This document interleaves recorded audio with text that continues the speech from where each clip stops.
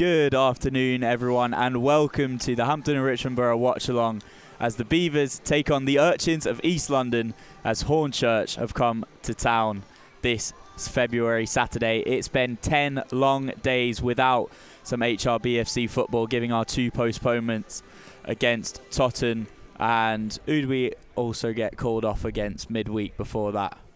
Casey, do you remember? Enfield. Totton and Enfield. Enfield, I don't think that game's ever going to happen. I don't know about you guys.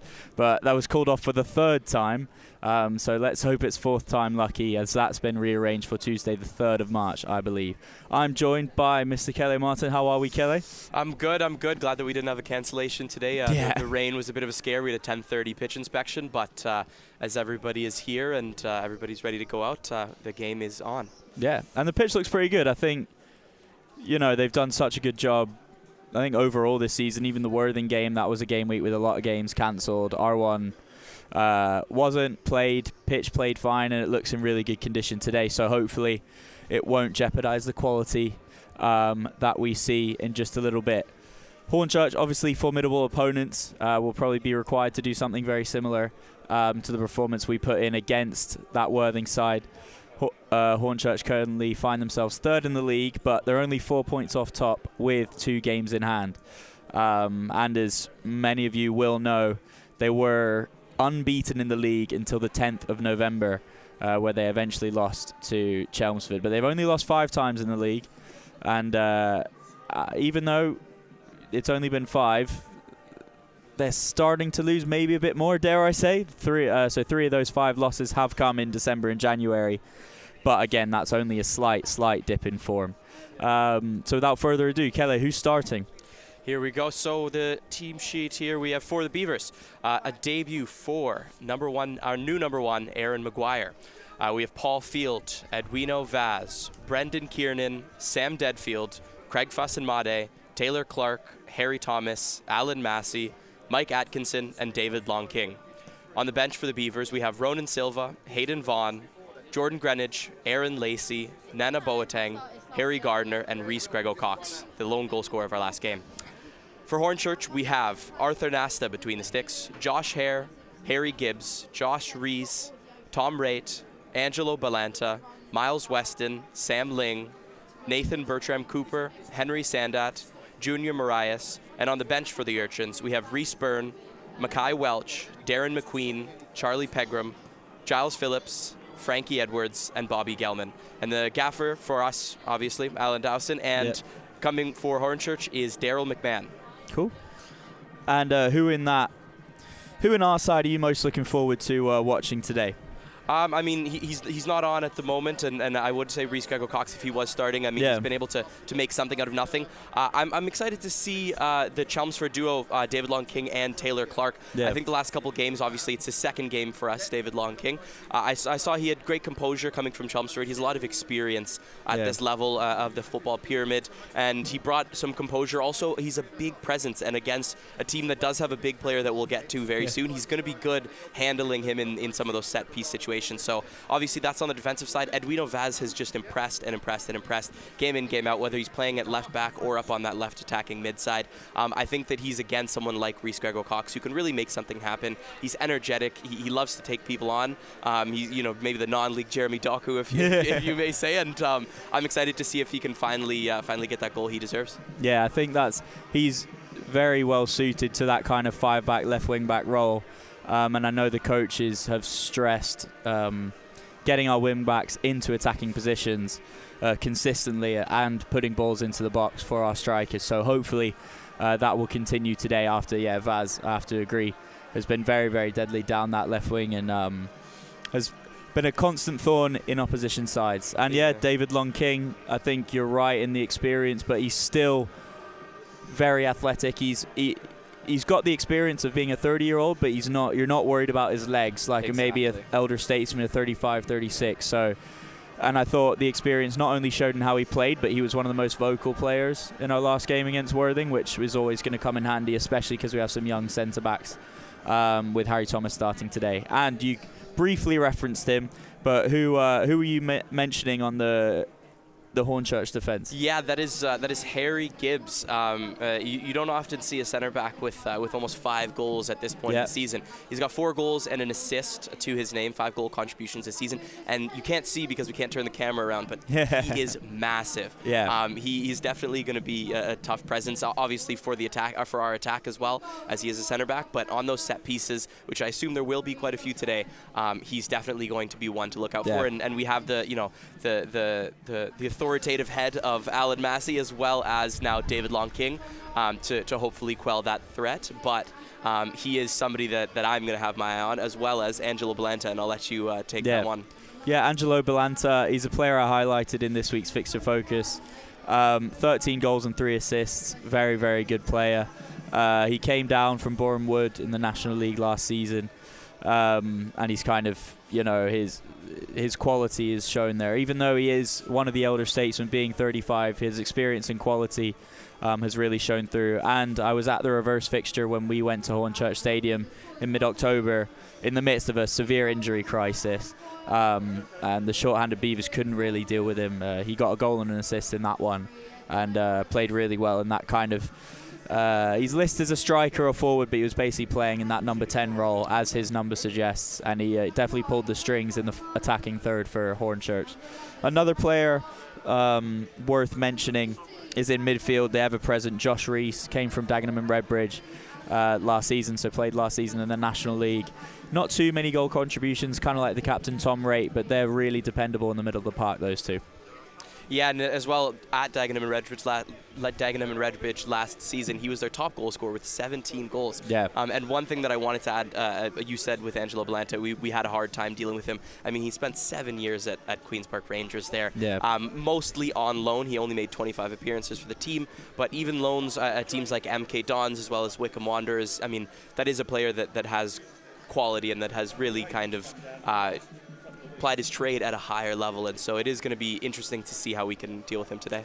Yeah, plenty of Football League experience, and it really does go a long way, especially I think in the attacking thirds. It really rears its ugly head at times, because every player at this level can do it, can finish. If they're one-on-one, they can score. If they, if they're on the edge of the box, they can produce a brilliant strike. But the thing that separates players at this level and in the Football League, I often find, is the consistency. Mm-hmm. So no matter if you're 25 or 35, like Angelo Balanta is, the quality and consistency of finding those finishes never leaves you, as we've seen this season, hence why he's on the goal tally that he is. Yeah, and speaking of consistency, he's on 4 goals in his last 4 games. That's a 1 goal a game as well, split equally between those 4 games. So I mean, he's going to be looking for that 5th goal here today. Yeah. And I mean, hopefully he doesn't find it if the likes of David Long King, Alan Massey, and Harry Thomas have anything to do about it. But that consistency is going to be something that he's 35. He's done it. He doesn't have too much else to prove. But he's definitely going to be one that I'll have an eye on. Anybody else there for you? On the bench, I really liked, just a kind of personal favourite of mine, Darren McQueen. I remember when he came off, like, explosive winger, quite short stature, but really, really difficult to deal with, good dribbler. He came off the bench in the away fixture and played very well, had a nice cameo, and he scored a hat-trick in the County Cup in the game before. And I thought when I first saw him, because I was slightly, I didn't know, I wasn't wise to him, I thought if this kid was like 19, 18, because he is, he's got quite a youthful face as well, I thought he was going to be destined for bigger things, but he's obviously more experienced than I thought. Mm-hmm. So, yeah, no, that is going to be really interesting. There's one more person that I would like to highlight, and he is starting. That is plays as a forward as well as an attacking midfielder, Henry Sandat. Yeah. He's joined in August from National League side Sutton United on a permanent move. He also came out of the Hull City Academy. He spent from 2023 to 2025 there on loan as well to Wealdstone. And he's on, I believe, 3 goals so far this season, and that's somebody else that we're going to have to look out for. It's tough. I mean, we did do it when Worthing visited. They had a maybe not in the start of the game, but then they subbed on Brad Dolahan. Quintuple literally. And Brad Dolahan had 19 goals this season. We kept him quiet. Yeah. He was averaging more than a goal a game, and we did kind of hold the entire team out. But we saw even then there were with multiple facets of attack, with multiple players that are on multiple goals this season that really can show that have shown that they can find the back of the net. It is tough to deal with, but hopefully, and I presume we will be playing in that 5-back as we have against those more attacking-focused teams. It will be a 5-back, and hopefully that 5-back will prevail today.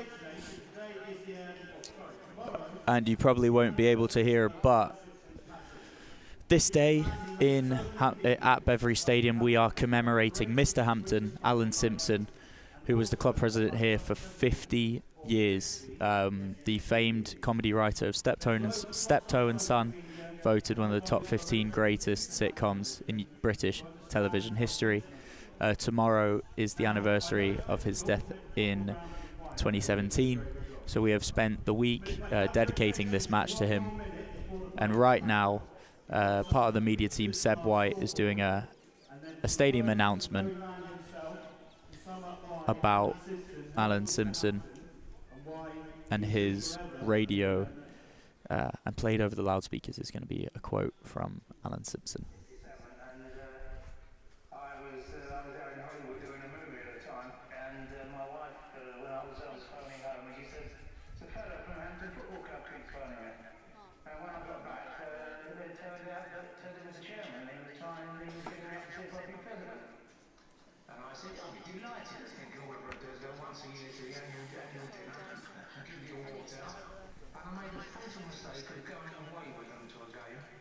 Finding out you talk to the players, which you never did with supporting professional games. Anyway, after watching 2 or 3 games home and away, that was it, I was hooked. In 40 years I've dealt with, I've seen more than 15 club games, apart from being on the television. And I would tell you, it's much more enjoyable watching football at this level.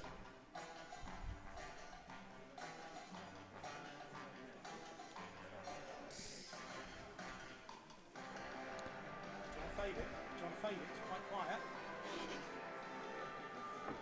Thanks very much, everyone.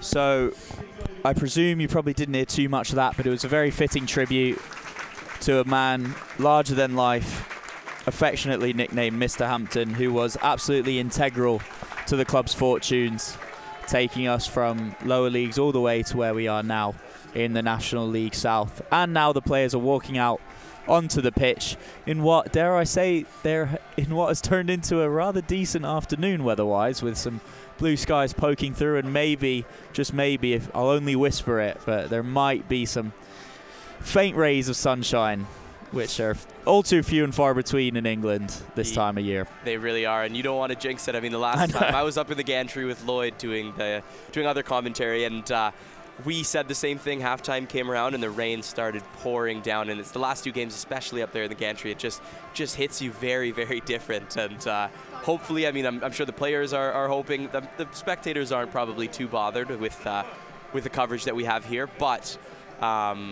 you would just like to see less rain, as well as the game does seem to open up.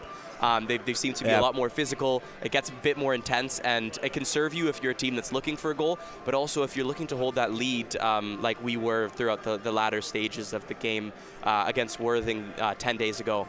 It can't always work in your favor. Sometimes, there's a ball that slips one way or a player that slips the other, and unfortunately, sometimes that can cause a goal that you would not want to see. So hopefully the rain stays away and the sun keeps poking through. I'm not going to make any predictions here. I don't want to make a commentator's curse, but we'll leave the weather talk. And as the players are getting ready, just warming up, the game should be kicking off very, very soon. What do you think? What do you think the Beavers need to do today, Jack? I mean, we haven't scored more than 1 goal we have scored more than 1 goal only twice in our last 12 games. Do you think it's something that we need to do and be able to put the ball in the back of the net and have some composure in front of goal? Yeah, I think we kind of alluded to it before, but the wing backs are crucial in any 5 at the back, 3 at the backs formation, both attacking and defensive-wise. They of course provide cover out of possession and can tuck in, make it a flat 5. But in the attacking phases of the game, you really need them up there, not only just to provide width and create space in the middle, but to actually be a threat themselves from crossing positions, but also cutting inside and getting shots off. You just need more men in and around the penalty area. So I think they're crucial. The likes of, as we mentioned, Edwino Vaz, obviously very potent attacking threat. Paul Field, you would say probably the more defensive of the two, but he's a very athletic player who can get up and down the pitch, as we've seen all season. I'll just encourage them to be positive in possession, take a couple risks in the final third, and yeah, provide some service for the likes of Craig Fasamade and Brendan Kiernan as well.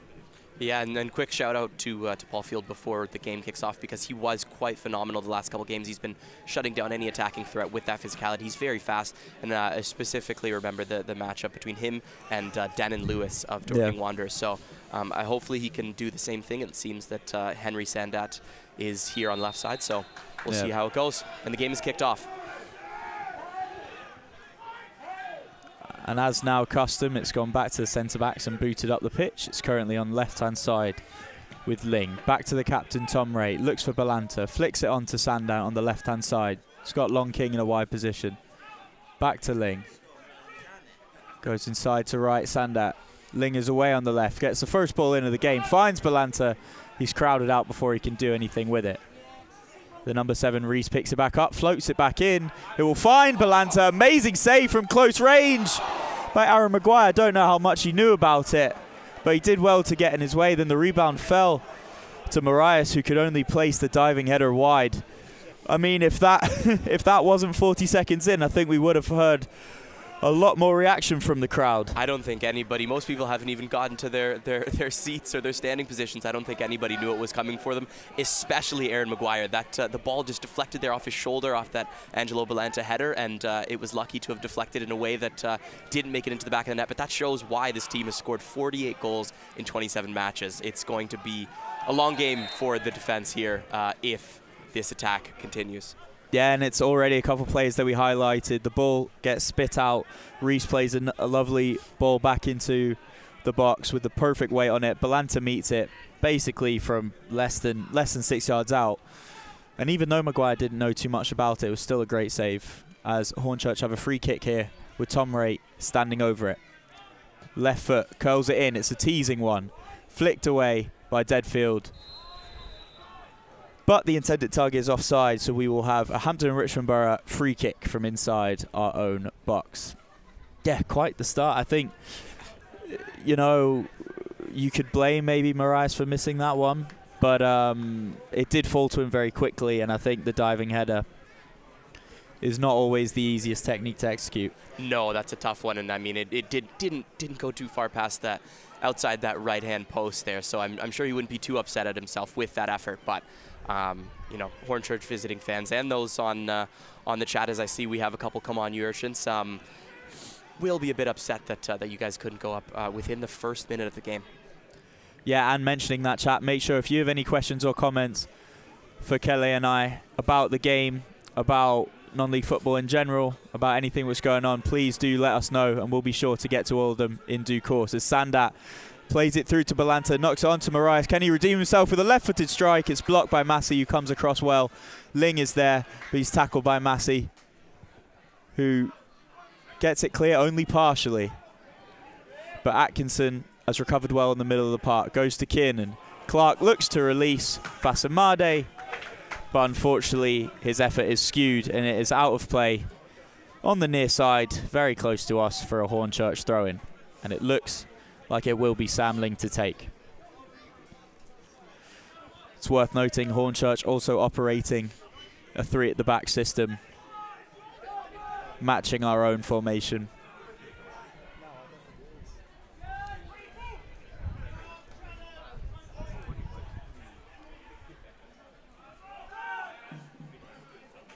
Alan Massey does well to clear. Fasamade looks to hold off Gibbs.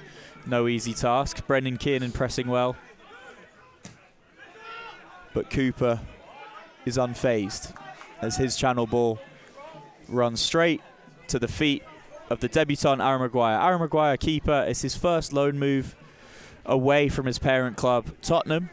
The youngster has already appeared for both England and Ireland at youth international level. Excited to see what he does today, Kelly. Yeah. I mean, again, as we were saying before the game, he's been at Spurs since he was 8 years old, and they've kept him on multiple times. They've signed him to a professional contract. If you are in that situation, it means you're a quality keeper. They wouldn't retain just anybody. So I am excited. And again, it's unfortunate that Matt Rowley went back to Reading at the end of January. But again, we're replacing him with someone that hopefully can do just as good of a job, if not better. Yeah. Edwino Vaz puts a ball into the box, and it's cut out in what looked to be a good piece of defending from Bertram Cooper, but I don't think he and his goalkeeper Arthur Nasta were on the same page, as he's forced it out for the first Hampton and Richmond Borough corner of the afternoon. Sam Deadfield, of course, marching over to take.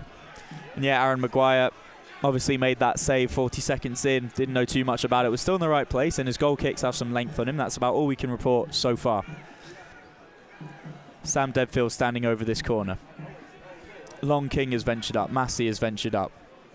Thomas in there at the back post too. Deadfield floats it in, but there is a foul, I believe, by Harry Thomas in the box on Tom Ray. So the whistle is blown and play is stopped dead for a Hornchurch free kick. And the ball landed almost exactly where the two tussled and fell. One would imagine what would have happened if they had a matchup in the air, but the size of this team, the size of their back line, even some of their midfielders. We were talking about the size of Harry Gibbs, but you mean look at Nathan Bertram Cooper as well. He's around the same size. That is a massive center back pairing there in this back three. Goal kicks well cut out by Taylor Clark, but recovered by Gibbs. Right on to Ling, who's played a channel ball in the direction of Balanta, but Long King is just marshalling it out, and he does well to win his side a throw-in. I suspect this throw-in's just coming straight back up the line, probably flicked on by Field or Craig Fasamade. Instead it's Clark towards it, but can't get any real purchase, and Harry Gibbs plays across to Josh Hare. Josh Hare marching forward. He has a speculative effort at best, and that caught me off guard, but was of no harm to the Hampton and Richmond Borough goal, as that sails harmlessly wide right at the target. And I'm not sure if my eyes are deceiving me here, but I am seeing a teeny bit of rain that's starting to come down, just ever so faintly. Hopefully it doesn't get any heavier, but it seems that it's just being kind of blown in by the wind here. Yeah, the surface looks good. A little bit of water will probably go a long way just to make that ball skid that extra bit and get the passes nice and crisp. So nothing to worry about.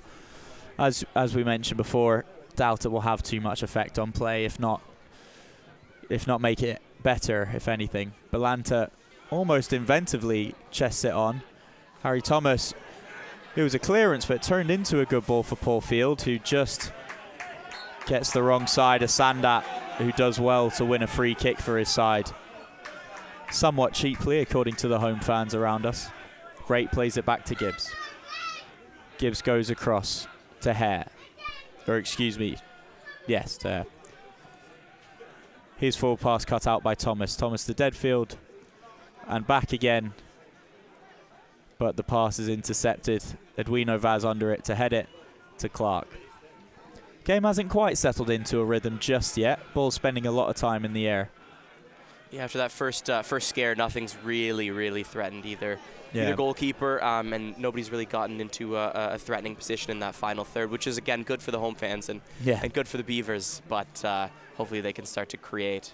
We did see last game against Worthing as well that same kind of thing happen a bit later on in the game, where Matt Rowley had to clear the ball off the goal line, and everybody on the away end thought that it had gone in. So maybe we can squeak something else past them later in the game. As Hornchurch have it on the right here, cuts inside, well blocked. The cross from the veteran Weston, who's received the throw in here, but it goes out for another Hornchurch throw in quick succession. Yeah, I think in games like this, look, it's obviously a very good side coming to town. You just keep it tight, defend well, defend as a team. As the ball's come in, it's headed away by Alan Massey. How many times have we said that this season? Thomas gets the second effort clear, but it's not fully away. It's cut out by Balanta.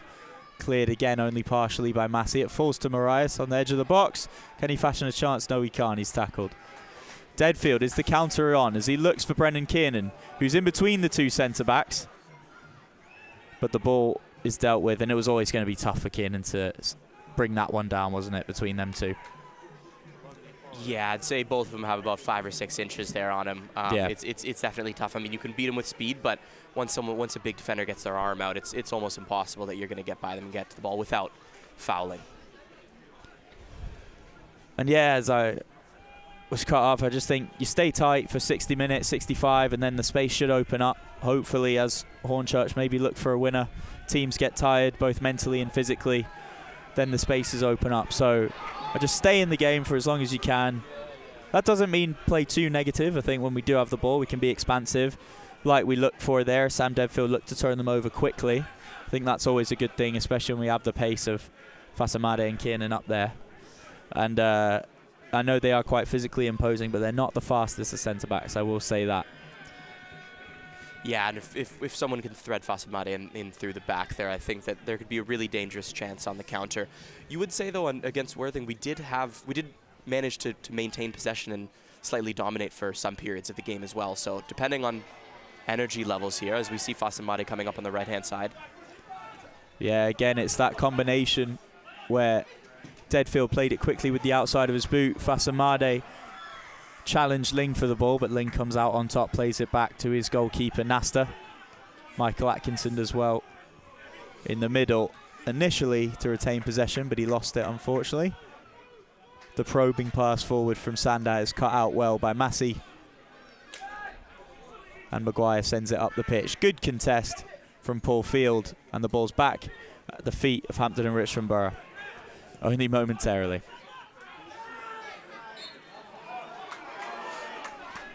Sandat wins another free kick in the middle of the park. Tom Raitt standing over it.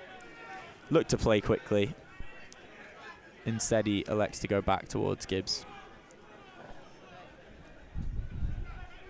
At the feet of Bertram Cooper now, who looks for the long switch. Sandat in a bit of space. I don't know how he has that much space. Long King does come over in the box to challenge him in the nick of time. That was odd. There was a very, very good ball from the centre-back. And Sandat, perhaps could he have taken it first time? It would have been some effort. It would have. But he did have more space than maybe even he recognised. Yeah, and I think there I just saw David Long King as well as Paul Field discussing after that play. I think there was just a bit of a miscommunication on who was going to pick up their man, and Sandat was allowed a bit more space than he should have, and luckily we were able to close him down and make sure that he didn't get that shot off. The results in a free kick for the Urchins, which is soon to be taken by Tom Raitt on the left foot. It's a disappointing delivery. That can't beat the first man, Edwino Vaz, but unfortunately Vaz can only turn away for another corner to the away side. Goes short to Sandat, blocked well by Vaz. It's at the feet of Fasamade. Vaz can go now. Oh, he's well defended by Raitt, who plays it all the way back to Nasta, who lumps it up the pitch. Falls on the head of Thomas. And Clark does well to head it back to his former Chelmsford teammate Long King, and possession is back at the feet of the Beavers. Good little spell for this past 2-3 minutes. Yeah, I'm excited to see what the Beavers can do with possession. It seems that they're looking to build up, to feed, and not necessarily just hoof the ball forward. So we'll see how they do in dismantling this Hornchurch back line. It seems to be now lining up with a back four, but could be a bit fluid there. Yeah, I think it's just in possession versus out of possession as well. Harry Thomas went over to take that throw, and as we've lost the ball again, Sandat looks for the reverse through to Reese, can't quite connect on that one. Good idea from the former Sutton man, it must be said, who's had a lively opening 15 as well. That 15, I don't know about you, for me that 15 minutes of, it's just over 13 now, but it's kind of flown by. Yeah, you just said 15, and I had to double check with the scoreboard there. I was not thinking that much time had passed. And again, when it's back and forth like that, it hasn't necessarily been an extremely lively game, but I wouldn't say it's been been boring or cagey. No, I think no. that both sides have tried to break the other down, and it's resulted in some interesting passages of play. The front three here of the Urchins are quite interesting. Sandat, Marias, and Balanta. I think that they're going to combine. You see that they switch from side to side. One's on the left, one's on the right. It's a very fluid system, isn't exactly, it, between them? Exactly, and that is something that defenses can struggle with if they're playing man-to-man. So we'll see how we can handle that. As Vaz is dispossessed on the left-hand side, but it has come back. Don't think Hornchurch away fans will be happy with that, but I think he's caught a stray limb in the face, so the game must be stopped for a head injury. Yeah, Hornchurch aren't pressing too voraciously. There is space for Hampton and Richmond Borough to take that ball up and try and play. Obviously, we've looked to turn them over twice, but that's only when they've committed so many bodies forward. Yeah. So, yeah, it'll be an interesting one. I mean, look, if you look at the table, that's one story, but as soon as that whistle blows and the 90 minutes begins, especially in the National League South, every game is its own contest. It is indeed, as we saw toppling that top three side when they were visiting, just by a slim margin, 1-0 with that Reece Grego-Cox penalty goal. But again, that's all that matters is getting one ball in the back of the net and defending staunchly and with organization. Oh, yeah. Sorry, apologies. The Taylor Clark is, I guess, by the ref's viewing, got the wrong side of Sandat and won the ball illegally, but it was a weak one, and I think the home fans around me agreed. So I believe, yeah, it will be Tom Raitt to deliver again. He looks to go short to Weston on the right-hand side, potentially. But instead, this is going to go into the box as he waits for the left foot. He delivers. Can't beat Alan Massey, who heads away. Sandat picks up the loose ball and recycles possession. He's chipped it inside to Raitt, who goes between two. Referee has the whistle in his mouth. He's played advantage instead. Harry Gibbs goes back to his defensive partner, Hare, who chips it over towards Marias, but they were not on the same page there. Vaz has picked up the loose ball on the left-hand side, but is dispossessed quickly. Weston has it on the right for Hornchurch. Standing up Vaz. Can he beat him? He's asking the question. He goes down the line. He does beat him. Can he whip something in? Stands one up to the back post. And Balanta was free all alone for the volley on his right foot. And he drags it wide, Kelly. That's a massive chance, isn't it? That is a huge chance. And we were talking about consistency before the game. 4 goals in 4 games. He had it served up on a plate. I mean, that's almost about as clear of a shot at goal as you're going to get. And he must have just caught it wrong, didn't get the right side of his foot, didn't put his laces through it, and it just went wide of the net. And I'm not sure what was happening there with the marking. It seems like no one knew where he was, but we were just talking about that fluid offensive three. They are kind of shifting back and forth. It's hard to know who's where, and they were able to exploit that, but Balanta was not able to find the back of the net. Yeah, I think it's the broken play that continues from the set piece. There were a lot of bodies in and around the 6-yard box, and Balanta, the one man you don't want doing it, just ghosted in at the back post and was all alone. And I think he'd be the first man in this stadium to tell you that he should have done better there. Yeah, and I think, there was gasps around the stadium, but I think even more so seeing who was at the receiving end of that ball. But I think to everybody's surprise, he put that wide. Yeah, I think he just needed maybe too much power. He did go side foot, but I think he probably thought he scored before it fell on his foot. He was thinking about wheeling away in celebration before making a connection, and he probably just should have played that back across goal. Harry Thomas with a throw-in on the far side for Hampton and Richmond Borough.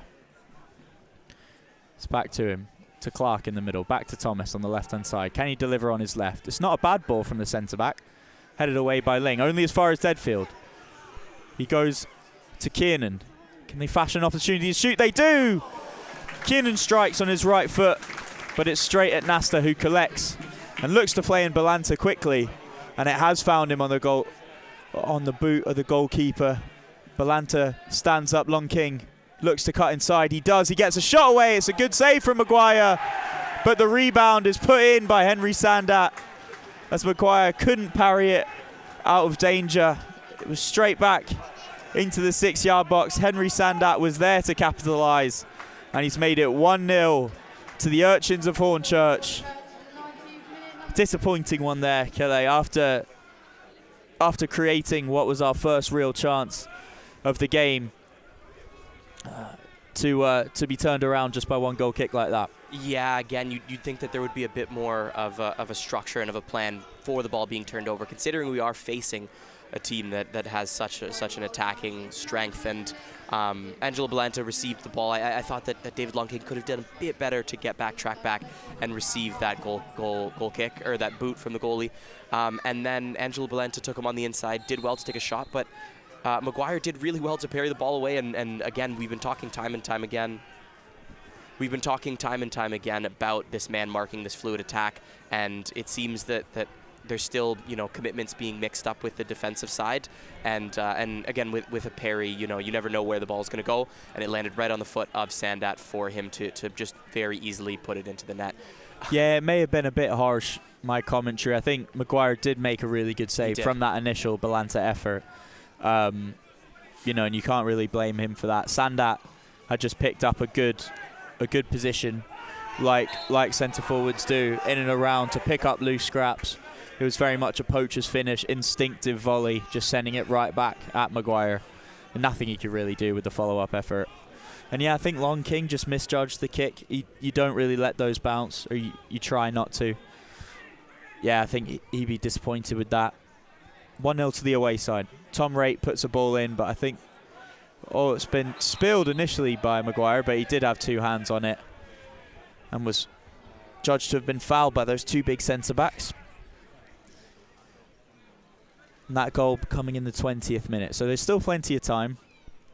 I think you probably say on balance, Hornchurch were looking the more likely to score, especially after that. The two Balanta chances, really, and then the third resulting in a goal, albeit for Sandat after the save. Yeah, and even though he didn't put the ball in the back of the net, again, it was Angelo Balanta who really created that chance from nothing. Again, a bit of a misjudged ball, but that's a break stick. Taylor Clark, who has a strike, spilled initially by Nasta, but no one was around to pick up the scraps. Positive from Hampton Richmond Borough. And we've seen quite a few times after the Beavers do go down, they come back with quite a vengeance, looking for that equalizer, and hopefully we can find it before it starts to kind of that intensity starts to lull closer to the halftime whistle, I would assume. So hopefully in the next 10 to 15 minutes we can see us go on the attack looking for that equalizer. Yeah, it'd be ideal to grab one before half-time. I think we can all agree. And again, Nasta looked to go really quickly with his goal kick. He's got quite the leg on him, doesn't he? Yeah, and Nasta as well as our keeper Aaron Maguire, a loanee from Wolverhampton Wanderers. He's with the Urchins for season-long loan. He's played all 27 matches and kept 7 clean sheets so far. So, quite a good keeper between the sticks, and it's going to be tough to beat him. Seems that they have good chemistry as well with the 20-year-old keeper.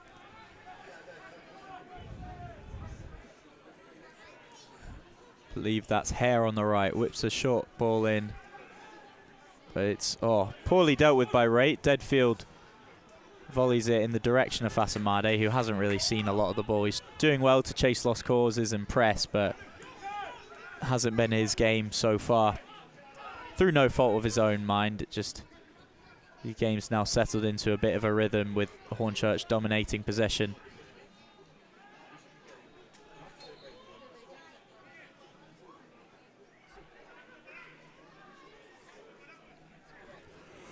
Be a throw in for the Urchins just inside our half. Weston turns Deadfield well. Can he get a ball in? He can. It's a dangerous one, headed away by Massey, only as far as Reese. Reese out to Hare.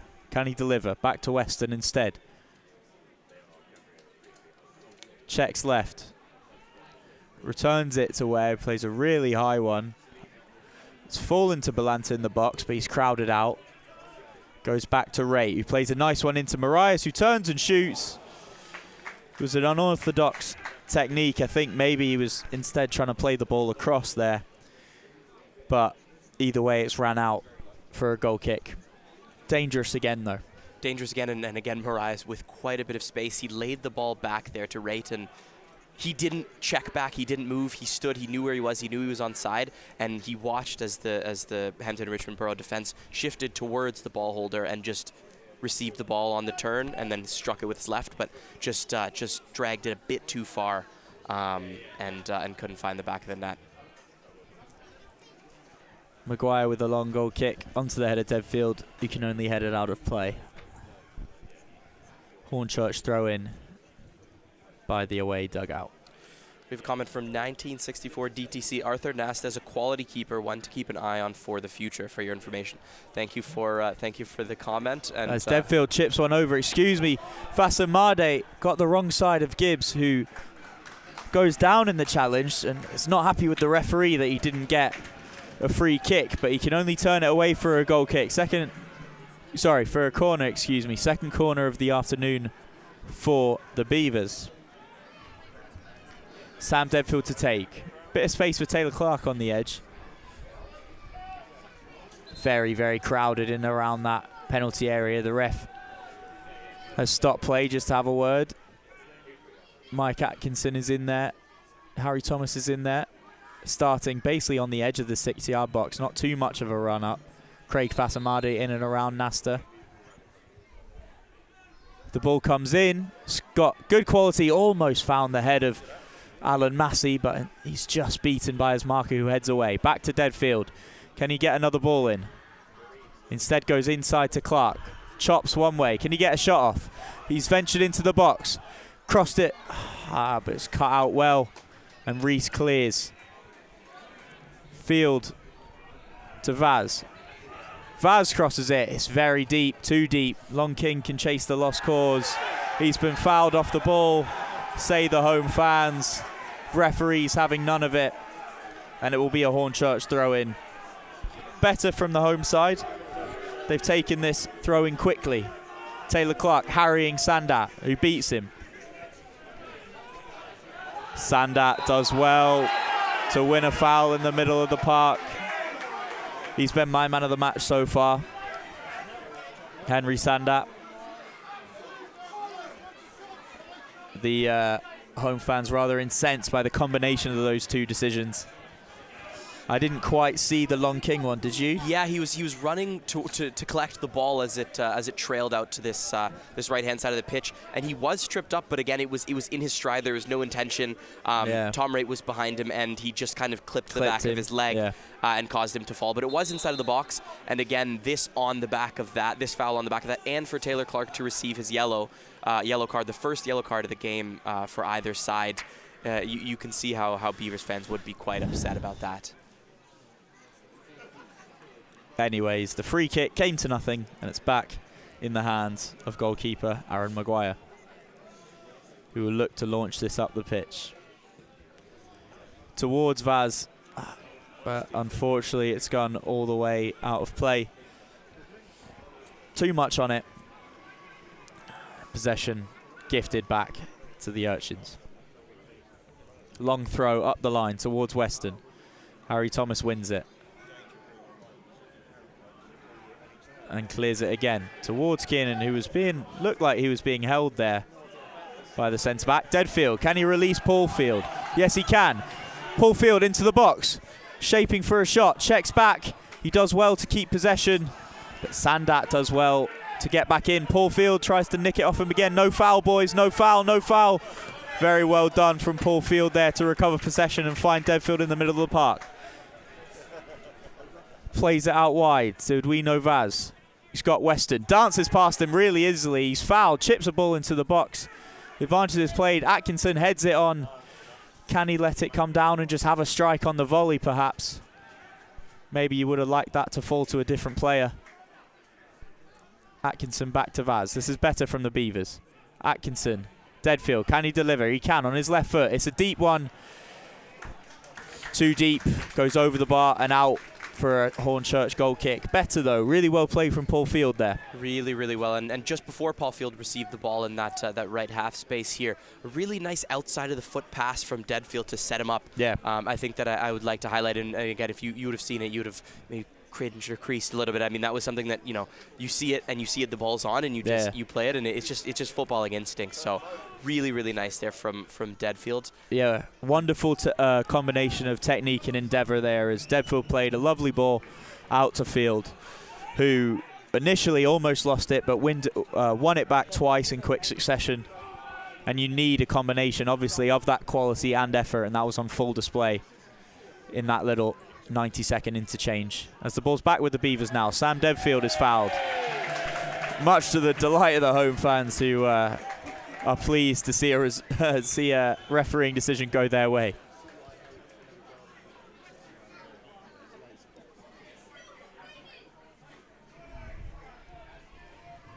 Sam Deadfield to deliver. We've got Vaz short as well. Hornchurch line just inside the area. Again, though, I'm looking in the box. You're looking for Long King and Massey. Those are the two. Ball comes in. Well dealt with by Ling.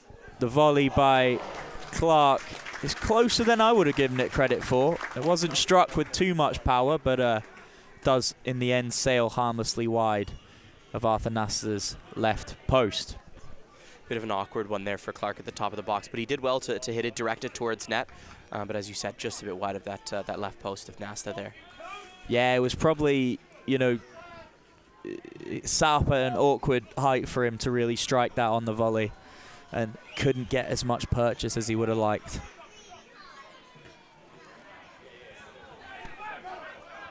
Harry Gibbs plays a channel ball. Mariah's chasing the lost cause. He's going to get there. He has Balanta in support. He uses him. Balanta, Marias having their own game of 1-2 here as Balanta spreads it across to Hare. Hare to Weston. Can Weston stand another ball up? He does, towards the back post. It was towards Balanta. Alan Massey made a crucial headed interception to get it away from danger. I have to say, I know he's 38 years old, but Weston's done really well putting in balls into the box from that right-hand side throughout the first half, Kelly. Yeah, he really has been able to deliver and mostly deliver to the head of Angelo Balanta, but Alan Massey and David Longking have done quite a good job being able to nullify those threats aside from those two opening, those chances in the opening stages of the game. Yeah.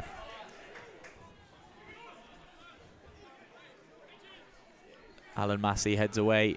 Weston. Massey heads away again. Thomas chests it down, plays it out to Field. Oh, sorry, Clark, excuse me. Clark in possession on the right-hand side. Elects to go back to Field. Plays it across the back to Long King, who takes his space and drives forward. Goes back to Massey.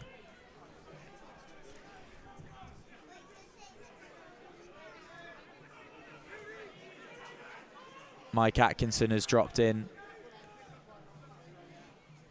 to give the Beavers a more solid base to build off. Now Sam Deadfield's dropped deep to receive possession. Nothing too much in front of him. Hornchurch defending resolutely. It's a really good shape. Harry Gibbs is actually, he was a step off the Hornchurch line, and Craig Fasamade spotted that, and he could have been in as Harry Gibbs was deeper, playing him onside. But as you can see, we've actually basically got 4 across their back 5. So it's not for lack of trying. And then Clark, unfortunately, the wet conditions may have played their part in that one, and as his ball is overhit, he was looking for Kiernan on the left-hand side, but runs out for a goal kick.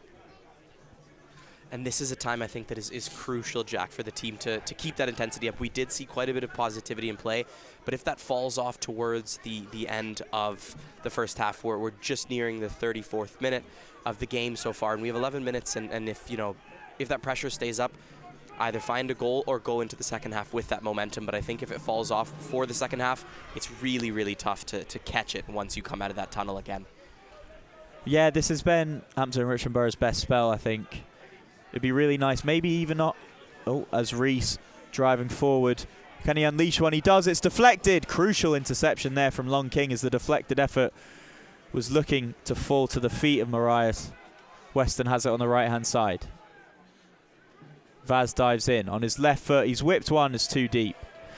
But yeah, as we were saying, you know, it's been our best spell of the first half, and it'd be nice to capitalise, of course, with a goal, but even just to get more shots off, create chances, just to give the boys some confidence to know that they can break down this dogged Hornchurch defence. And on the flip side, a second goal right before half-time would be a calamitous result, to be honest, because yes, we've conceded some chances, but I think 2-0 would be harsh. Yes, it's really hard, especially before half, to think that you have a chance of getting back in the game, play positively, and then see the game go even further from URCHINS. So if that were to happen, it's always tough coming back out, especially considering, as I said before the game began, we've only scored more than one goal in 2 games in our last 12. So we'd like for the opposition scoreline to be quite low, so we can maybe edge ahead with 2 goals.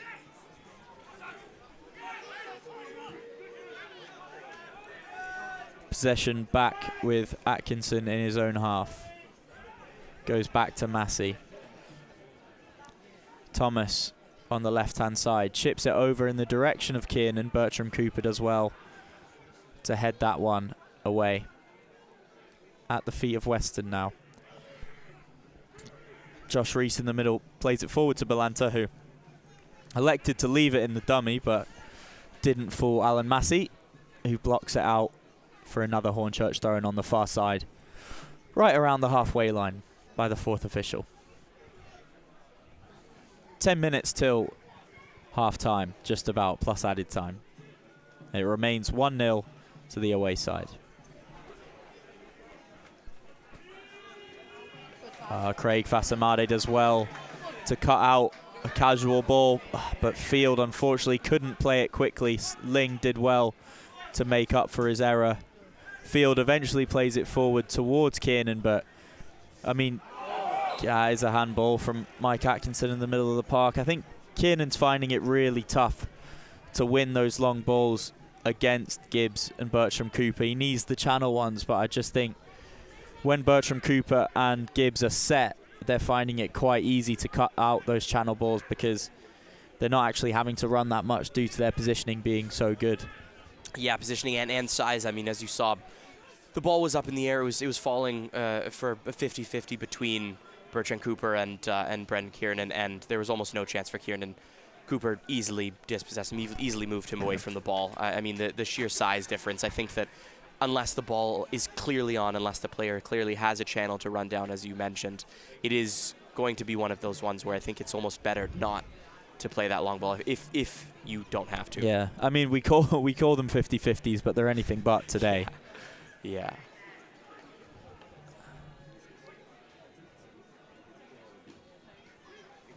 Harry Thomas to Deadfield in the middle of the park. Vaz has it, and he's just harried by 2 men. Takes the throw in quickly, which was a good idea from Kiernan, who now has one-on-one with Bertram Cooper with the ball at his feet, which is much more advantageous. Goes back to Vaz, back to Atkinson. Goes across to Clark. He likes it from distance, strikes. Again, it was always going wide. Probably not the connection he would have liked to make on that one. But I don't mind the young midfielder having an effort from there. It's positive. It is, and I mean, again, just threatening at goals, showing Hornchurch as well that we are a team that can threaten, forcing them to sag a little bit in their defense, because Belanta and Marias are just nowhere to be found in that defensive end when we are attacking. I mean, I think that they're ready. The focus of this Hornchurch team is to find another goal, not necessarily dead set on keeping the game 1-0. They're looking to extend their lead. Sandat does well to control that goal kick, but his pass to Belanta was initially too much, but then Belanta wins it back and threads a nice one through to Marias, who gives it back to Weston. Tackle in the box. And it's actually an excellent challenge. Was that Edwino Vaz? He does really well. He had to get it right, otherwise it was surely a penalty. But he does win the ball, as far as the ref's concerned at least. And to be fair, it looked like he did, as we've just had a brief stop in play to check on Weston. as he's gone down injured after that challenge. That was crucial, Kelly, to get that one right. Again, yeah, as you said, I mean, not only if you make the tackle wrong is it a penalty, but if you don't make the tackle or if you miss the tackle, Weston is almost certainly an on goal as well. So either way, you know, it's a very, very important tackle from Vaz, who we did highlight for his offensive ability, but I mean, as he's showing today, he's not as high on that left side of the pitch, and he's done well to stop Weston. Although he has played in quite a few balls, they're usually from a bit of a deeper area. He isn't really. Yeah, he hasn't been beat. He hasn't been beat yes. as much, but probably just needs to get a little tighter to his man to stop the cross at source as well. Now Vaz will have his hands full, but the young Sutton Lodney is full of energy, and he'll need it. Harry Thomas with the throw in on the left-hand side, goes long up the line, looking for Fasamade. It's headed away. Oh, the loose ball breaks to Deadfield. Can he pick out a pass? He's found Fasamade, needs to get a shot away. It's blocked. The loose ball falls to Field. Can he have a strike? Crowded out. Kiernan back to Clark, edge of the box. Stands one up. It's too close to Nasta, who claims it. Frustrating one for the home fans there. And he was immediately looking to release the ball. He ran frantically out to the end of the box, looking for someone to provide service to, and unfortunately he wasn't able to. Nasta's distribution is actually very impressive, it must be said. Typical modern goalkeepers, they're not just shot stoppers nowadays. They have wonderful ranges of passing, both out of the hands and when they roll the ball out and play with their feet. And Nasta's showing it off today. Ling picks it up, driving forward. Plays it towards Balantu, rolls his man, slips in Marias. Maguire does really well to come and collect. First instance we've seen of that today from the debutant in between the sticks for Hampton and Richmond Borough. Mike Atkinson has the ball as it's 41st minute. Oh, Vaz does really well to beat one, beat two. Bertram Cooper, of course, wasn't going to let him get away with that, so comes back and say a rather cynical foul. Nothing malicious, but it's just one of those where almost from the playground, if you get beat, you don't really let them get away with it. Vaz has it back as the free kick is taken quickly. Just two men in the box for Hampton and Richmond Borough. Field now marching up to make it three. Vaz, can he whip one in? Plays across to Taylor Clark, edge of the box. So many men around him. Well tackled by Rate. Field harried by Sandat, who forces him to play backwards towards Deadfield. Deadfield plays it across to Massey. Massey plays it to Vaz, who's well challenged, but manages to retain possession.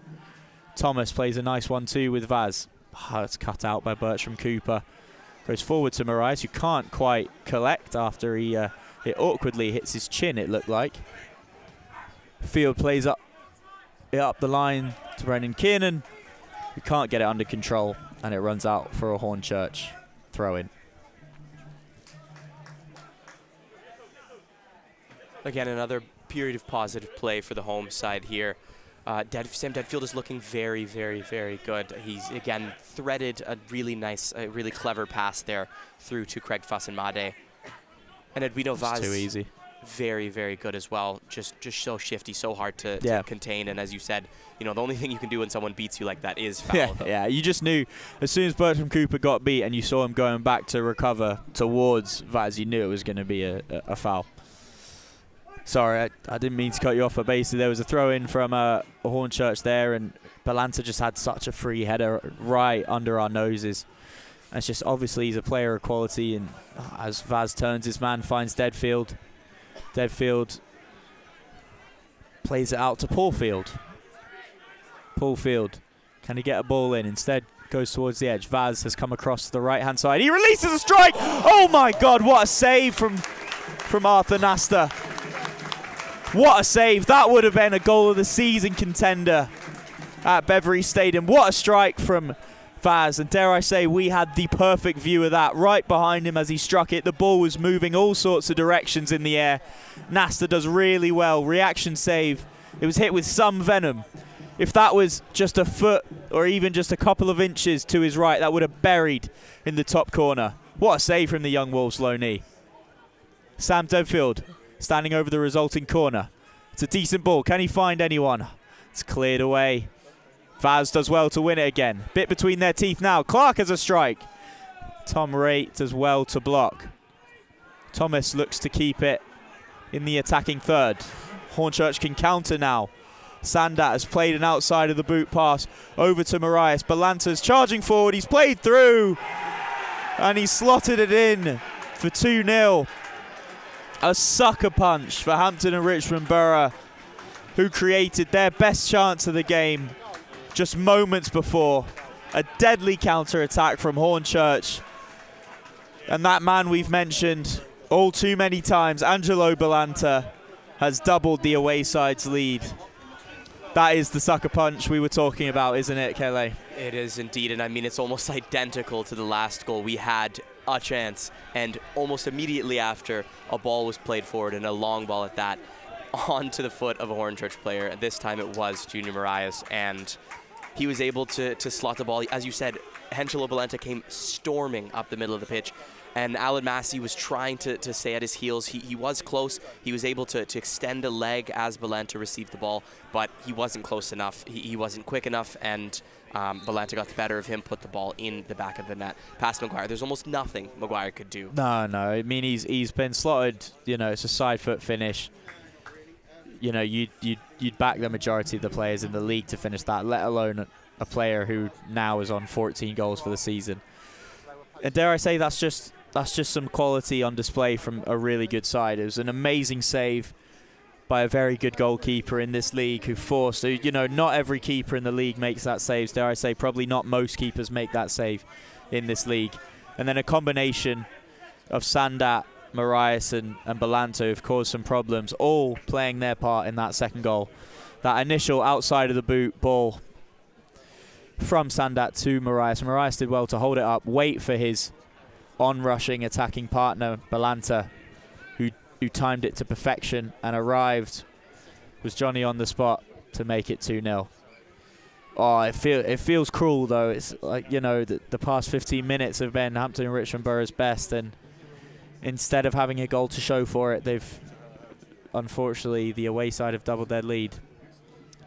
Yeah, and you can feel inside Bevery Stadium that the energy has just been sucked out. I mean, it was building and building, looking for that equalizer, and as we said, the opposite has happened. The game has gone further out of reach in the 45th minute as well. Yeah, I mean, it's almost comical how unfortunate that is, as we're just in the second minute of 2 additional minutes. Apologies not for mentioning that, chat. Yeah, it's the worst time to concede, and even in the game, the Vaz shot it deserved more, potentially deserved the goal, but instead we find ourselves 2 down going into half-time. Unless Ling can have anything to say about it, maybe, but no. It's cut out. Clark clears it away, not too far. Raitt hits it out for a Hampton throw in, and that's all she wrote for the first half. It is Hampton and Richmond Borough 0, Hornchurch FC 2. They opened the scoring in the 20th minute through Henry Sandat after Maguire parried Angelo Balanta's effort. And the visitors doubled their lead late on in the half as a deadly counter-attack was capped off by Angelo Balanta for his 14th of the season. So disappointing into that first half. There's no two ways around it, Kelly. But there are some positives to take, at least. It's not that the team has lied down and just taken this, but it's going to need a big second half performance. It's going to need a huge second half performance. I can't remember the last time the Beavers scored 3 goals, let alone 2. As I said, the last 2 games where we scored more than 1 goal was 2 goals, a 2-0 against Taunton as well as Chesham, or Farnborough, my apologies. So it's going to have to be a huge effort, maybe some substitutions. I think personally Edwino Vaz needs to be seen more in that attacking third. As Yeah. we saw with that shot, it came out of nowhere, and even with Nasta's tip, it still only hit the crossbar. It was such a good shot. I wasn't expecting him to go for it. He just pulled the trigger so quickly. And again, it was such a powerful shot, but such a shot that moved in the air. Very hard for a keeper to see, to track, let alone to get to. So Nasta did very, very well to stop that. But I would like to see Edwino Vaz up in that final third more as well. So maybe the addition of somebody like Harry Gardner or Reese Grego-Cox. Yeah, that Vaz shot, and like you said, you'd like to get him involved in the attacking third, not just on that left side. But that shot came from when he came over, overloaded the right, cut in on his stronger left foot, and unleashed a very venomous strike. And yeah, maybe the answer's on the bench. Reese Grego-Cox, really probably one of the most technically gifted players in our squad. Doesn't need too many chances to score, and also create something out of nothing more often than not. Yeah. So I'm sure we'll see his introduction. Players we haven't seen too much of in recent weeks. The big striker Jordan Greenidge is also on the bench. Ronan Silva, who plays just behind the striker usually as well. Physical presence, but has also got more than a few goals this season. As well as someone we really haven't seen due to some of the weird loan rules in terms of how many loan players we could have on the bench and in the squad is Nana Boateng, on loan from Sutton, young winger, formerly of Millwall's academy, made his professional debut in the Carabao Cup against Crystal Palace. Yet to really get going for us, so who knows if he comes on. Maybe this is his coming out party. We'll have to find out. Should we take a look at the scores from around the grounds? Yes. Do you have them up? I do have them up, and there are quite a few that have been postponed, as well as one that has started about 25-odd minutes late. So I'll run you guys here through these scores from top to bottom. As I said, there's one game that is still going on. Maidstone and Slough is in its 20th minute, as it was supposed to start at 3 p.m., but it was obviously delayed, likely due to the weather. That game is 0-0. Salisbury and Ebbsfleet is 0-0 as well at half. Maidenhead hosting Farnborough, they're up 1-0 at half. Dover and Worthing 0-0 at half, and Chippenham visiting Dagenham and Redbridge is up 1-0 as well. Okay, wow, that's a big result for at the Chippenham bottom Town of the league at the moment. Yes, if it holds. What about other leagues? I know there's some Premier League action going on. Obviously, the early kickoff, Manchester United beat Tottenham 2-0, making their win streak extend to 4. But what else is going on in the Premier League? So up in here in London as well, we have Arsenal hosting Sunderland, up 1-0 at halftime. Bournemouth hosting Villa, who are down 1-0. Villa's up. Burnley and West Ham. West Ham is up 2-0. Big game at the bottom of the table, that. Fulham hosting Everton is up 1-0, and Wolves are down to Chelsea 3-0 at halftime. Wow. Just goes from bad to worse for Wolves' men. Cole Palmer hat-trick, I'm being told, as well at halftime. And I mean, I don't think things can get too much worse for Arthur Nasta's parent club. But No, Cole Palmer hat-trick is, I mean, good for him, good for his chances at the World Cup, but very unfortunate for those home fans, because it is a game at the Molineux as well. So it's always tough to see something like that at halftime. And right now in front of us on the pitch, we do have some halftime entertainment, as members of the HRBFC Youth Under-10s teams are conducting a penalty shootout against our mascot right now. First one buried, roof of the net, right over his head, too fast, nothing he could do about it. We always love to have the mascots here. They welcomed out the players with flags either side in the walkout, and then also had a chance to meet the squad in the prior to kickoff, and got a lovely photo, which I'm sure you'll see on our socials later. Oh, second penalty is saved. Again, it's gone down the middle. Again, wish I could show you this, as the commentary's not that electric, but here we go. Third one steps up, slots it very, very coolly past on the right-hand side, as Seb White commentates from the middle of the pitch.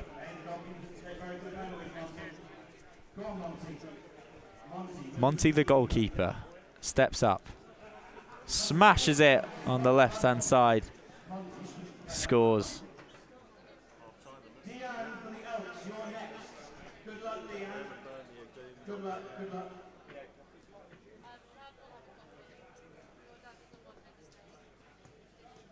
Oh, through the keeper's hands. Anyways, not the most entertaining for you guys at home, but it is the most entertaining thing I have ever seen. Nah, just kidding. In oh, off the crossbar. Wow, devastated. Kid must be English.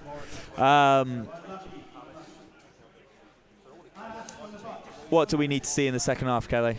Yeah, what's going to change?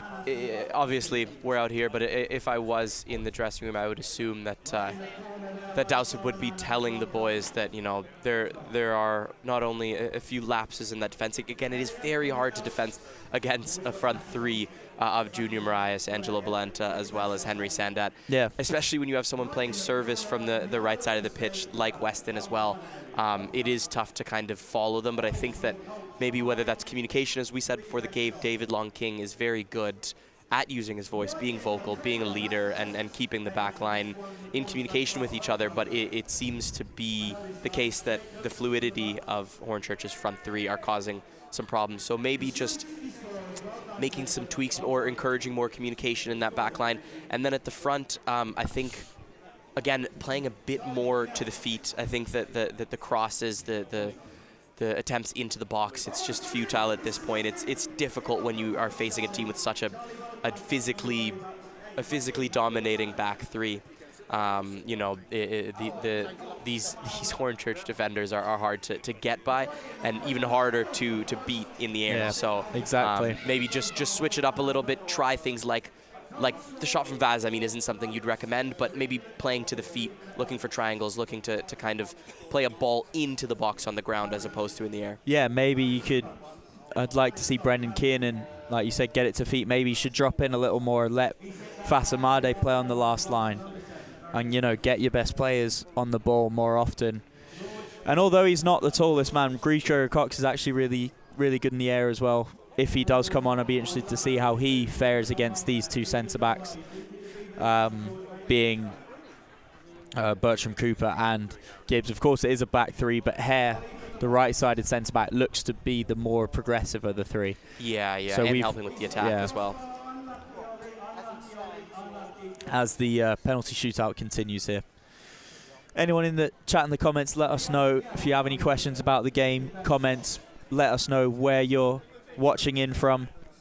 Are you local? Are you far? Sometimes we've had people as far as Brisbane, Australia. We've had Sao Paulo, Brazil. I know we have someone in from Scotland. Hi, Lauren. I know you're a regular viewer. Your support is very much appreciated as always. So please do let us know. And of course, this is the first of 2 home games this week as we welcome Chelmsford City on Valentine's Day. So show your love to your local football club. Come down and support the Beavers against Chelmsford City in what will be another very, very important game here at Beverley Stadium. The links will be available for that on our website, in the bios of all our social media, as well as on the Fanbase website. Before that, we will travel to Hemel Hempstead on Tuesday night, provided the weather stays okay. Fingers crossed for that one.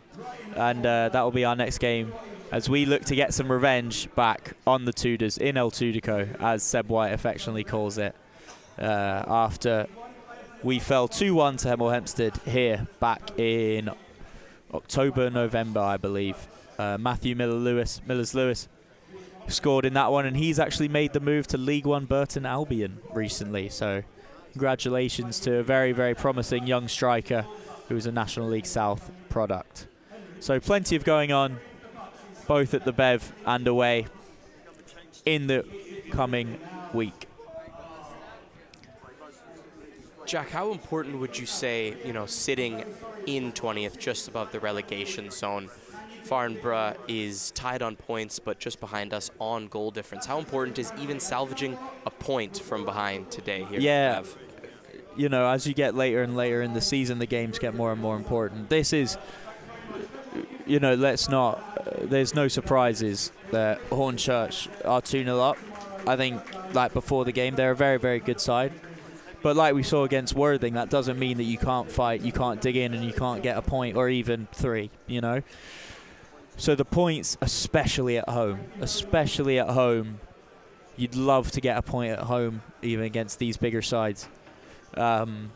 Away, it's another story, and it's very tough. But these home games and your home support is crucial, especially as the games are coming thick and fast, and they're only getting more important. Especially we still have Enfield at home, we still have Chippenham at home, we still have Farnborough at home, who are all in and around the relegation spots. Those games will be crucial. We play Bath City away soon, after they scored a heartbreaking late winner at the Bev. But yeah, I mean, you know, the boys have to come out and try their utmost to get something out of this game. It's not going to be easy. We know that the team has quality, but so do we in parts. You know, we just have to be clever with it. Have to stay disciplined, stay determined, stay compact. I feel like you mentioned, I think the defence, there's been one too many gaps, to be honest. So really need to stay compact. Can't concede. You know, if you are to get something out of this game, you can't concede another goal. No. So start with that. You know, start with that. Don't concede, and do your best to make set pieces count, make counter-attacks count. But it's football, anything can happen. So who knows? As subs are back out now, passing the ball around, getting warm. The rain is coming down slightly harder now. Still a kind of misty drizzle, which is very, very typical of the English winter months. But it does mean, I think, the players won't come out until absolutely necessary. Yeah. So they're staying nice and warm in the dressing rooms until the last possible moment. But as it's just gone 4 o'clock, I'm sure we're not too far away from seeing both sides back out onto the hallowed turf.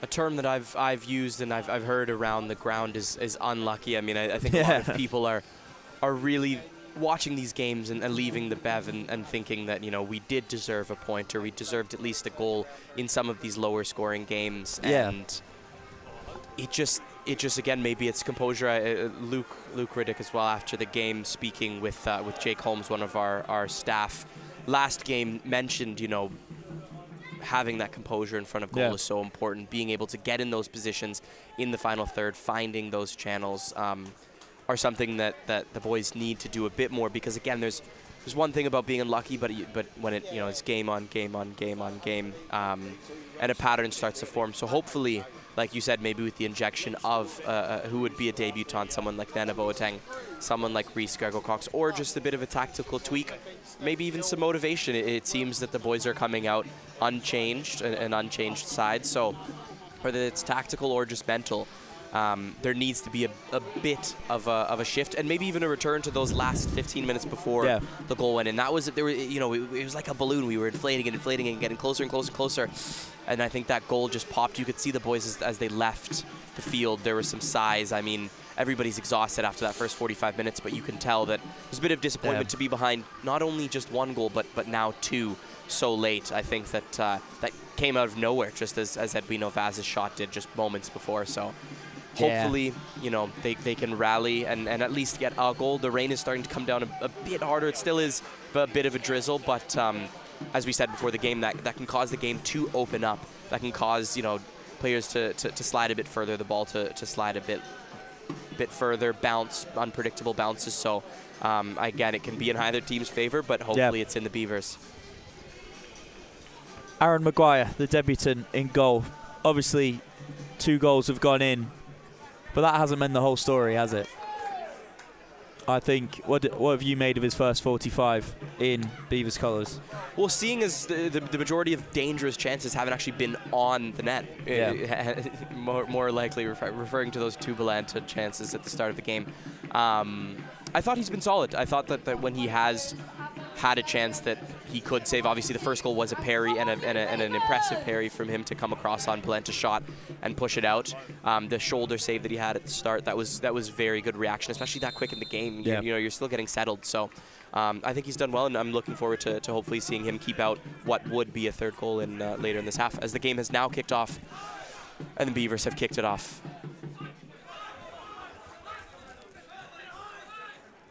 Possession at the feet of Thomas on the left-hand side now.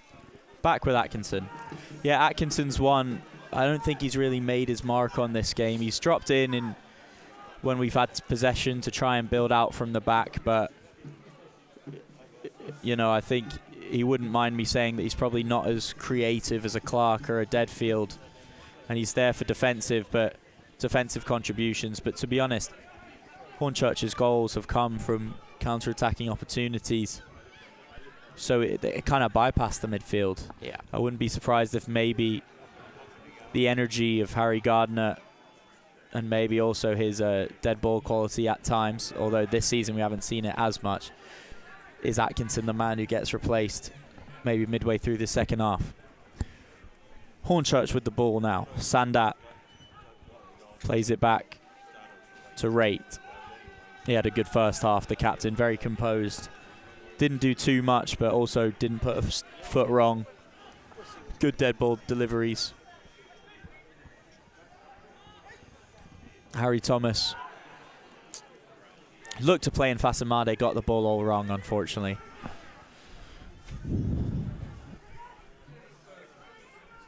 Back to Rate. Sandat in the middle of the park. Sprays it to Reese, who goes to Marias, who's dropped in. Marias, again, a very stocky character. He's played it out to Weston. Weston plays a reverse ball to Hare, but Hare is offside. The ball came too early, and it did find the head of Sandat, who could only head it over anyway. Yeah, Marias definitely on the stockier side, hard to deal physically, but also very fast. I mean, for that second goal, he did really well too. He had a few steps on Paul Field, but again, Paul Field is an extremely fast player, and to be able to stay that distance ahead of him, get the ball, collect it, and play it as calmly as he did well, and he's been threatening time and time again. So, gonna be tough for Harry Thomas, that left-sided center back, to deal with.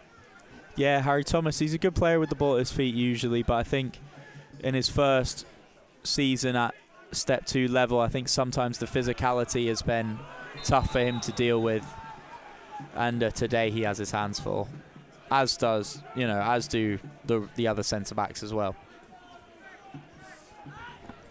And there was Marias just again getting into a good position, but just a few paces offside, although he did square the ball to an open Angelo Balanta when the flag was raised and the whistle was called. Why is Reece Gregory Cox not starting games? Well, I'm not the manager, so I don't know, but I think, you know, we've had a lot of games, a lot of Tuesday, Saturdays. Reece Gregory Cox is someone who has some injuries in his past. I think it's just about keeping him as fresh as possible and not either re-aggravating injuries or just, putting too many minutes in his legs. Yes, and if you remember, 10 days ago only, lucky he still is fit, he did go off late in the game with injury. He went down holding his, I believe, right ankle or knee. Yeah. And so maybe just precautionary, keep his load low. But he is out warming up at the moment. Doesn't look like he's coming on immediately, but he is available for selection. I would bet a handsome sum of money that he will come on in the second half, at least at some point. As Thomas ventures forward, finds Vaz, beats Weston, crosses a wicked one in that potentially was goal-bound. Nasta had to hand it away. It's run all the way through to Field, who wins a corner. Good start to the second half from the Beavers. I think, the way it was shaped, it looked like it was probably a cross, but I think no one would complain if that flew into the net from Vaz. Yeah, Nasta knew he had to deal with it as it came towards him. If he let it go, try to run by the goal, as you see goalies do sometimes, it would have gone into the back of the net. Deadfield goes short to Kiernan, changes the angle for the cross. It's not the best. It's gone towards Harry Thomas, who heads it back. Can it fall to anyone in the box? Unfortunately, it doesn't. Sandat is able to hook it clear. Vaz does really well to head that towards Atkinson. Thomas, disappointing one, but Vaz has it again. To Atkinson. Atkinson to Deadfield. Back to Atkinson, who uses his body to shield the ball. Towards Thomas on this left-hand side. Look how set Hornchurch are in their defensive system. Only one man ahead of the ball, and that's Marias for the counter-attack.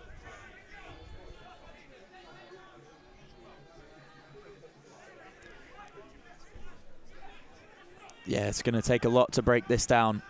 But Hampton and Richmond Borough being patient, they go back towards Alan Massey, who goes to Long King. Back at the feet of Massey now. Plays it out to Thomas on the halfway line. Thought about going inside to Clark there, but instead drives it himself. He's been crowded around by a lot of Hornchurch men. Forces a ball, but it just runs out of play. Yeah, and he did slip just upon delivering that ball. I couldn't tell if it was a diagonal ball to the feet of Kiernan or he was trying to maybe try to curl it to that far post. I think it was the former that Yeah, that it could have been a shot, but either way, quite ambitious. Yeah. Did well, though, to drive it forward. As you said, he thought about going inside, but that Hornchurch defense is quite solid, quite compact. There isn't much space in building up, so I think he did well to try to make some space for himself, but couldn't find that final pass. And especially now that they have that 2-goal cushion, they'll be very, very happy to just sit in, defend resolutely, and spring on the counter-attack, as they have done already. So I wouldn't be surprised if that is the trend for much of this second half.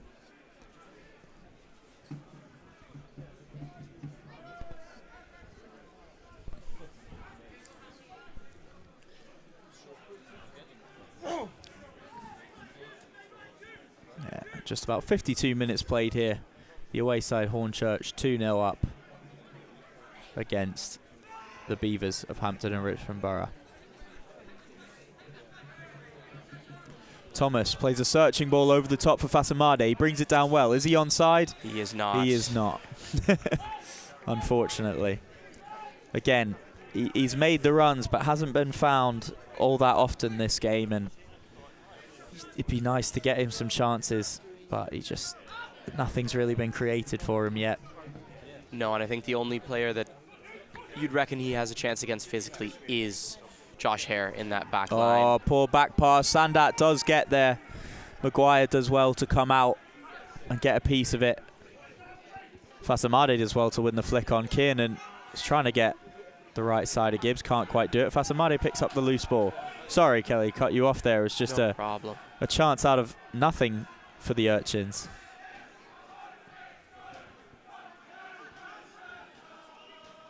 Possession back with Hampton and Richmond Borough.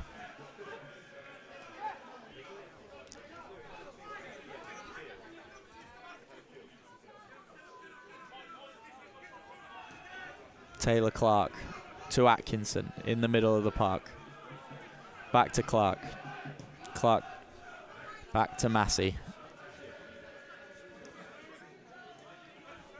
Thomas taking the ball forward. Looks to slot in Vaz, but it's a poor pass, admittedly. And the channel ball, looking for Balanta, I think, was just too far ahead of him. Oh, a good ball from Maguire, finds Vaz. He's got 2 men on him, but he wins his side of throw-in. It was a good ball from Maguire. I don't know how much he knew about it, but he found the feet of Vaz very well.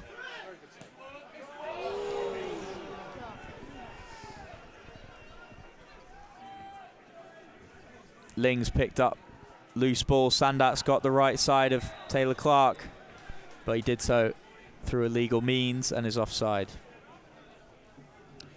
Yeah, and that was a completely unnecessary turnover, completely unforced. Taylor Clark had Paul Field open, screaming for the ball on that right-hand side of the pitch. Opted to go for a safer pass to David Long King, but just misjudged it, didn't put enough on it, and it was picked up by Sandat. And that offside was lucky because it seemed that quite a few players were storming forward, looking for goal. Yeah, and the pass was met with plenty of moans and groans from the home side, who are cheering their side on, but unfortunately don't have too much to cheer about in this game so far. Smarias wins a throw for his side. And I believe he's going to leave it for Sam Ling.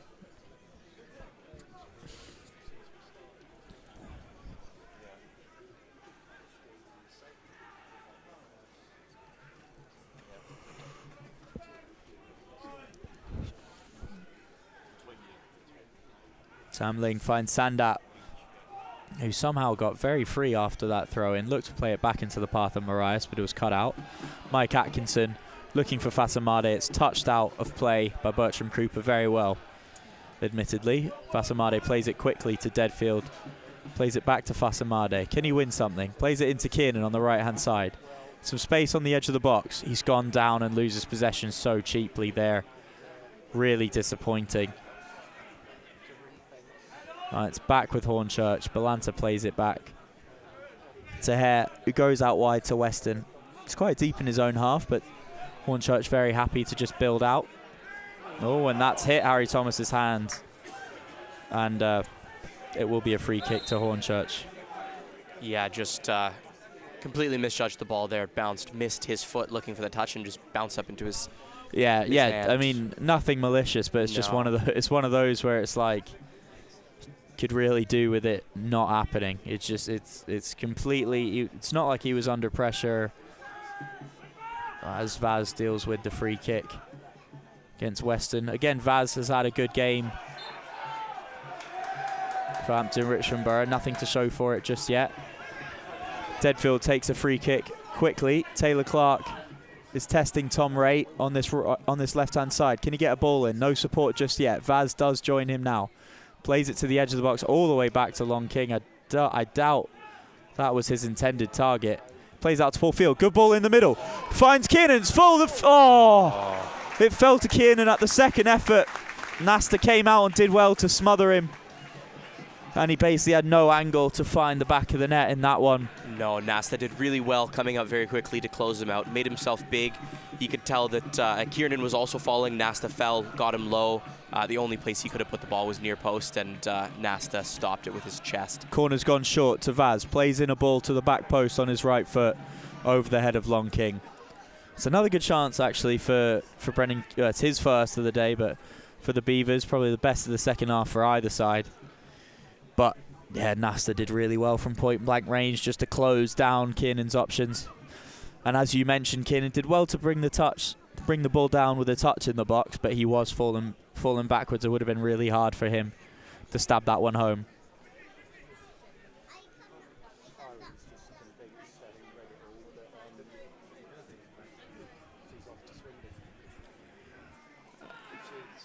As the goal kick falls to Paul Field, and there's a head injury for a Hornchurch man in the middle of the park, and play is stopped. I think that is Henry Sandat there on the ground, but he seems to be getting up. Seems to be okay, and yeah, a cheap one. Potentially a bit of dark arts.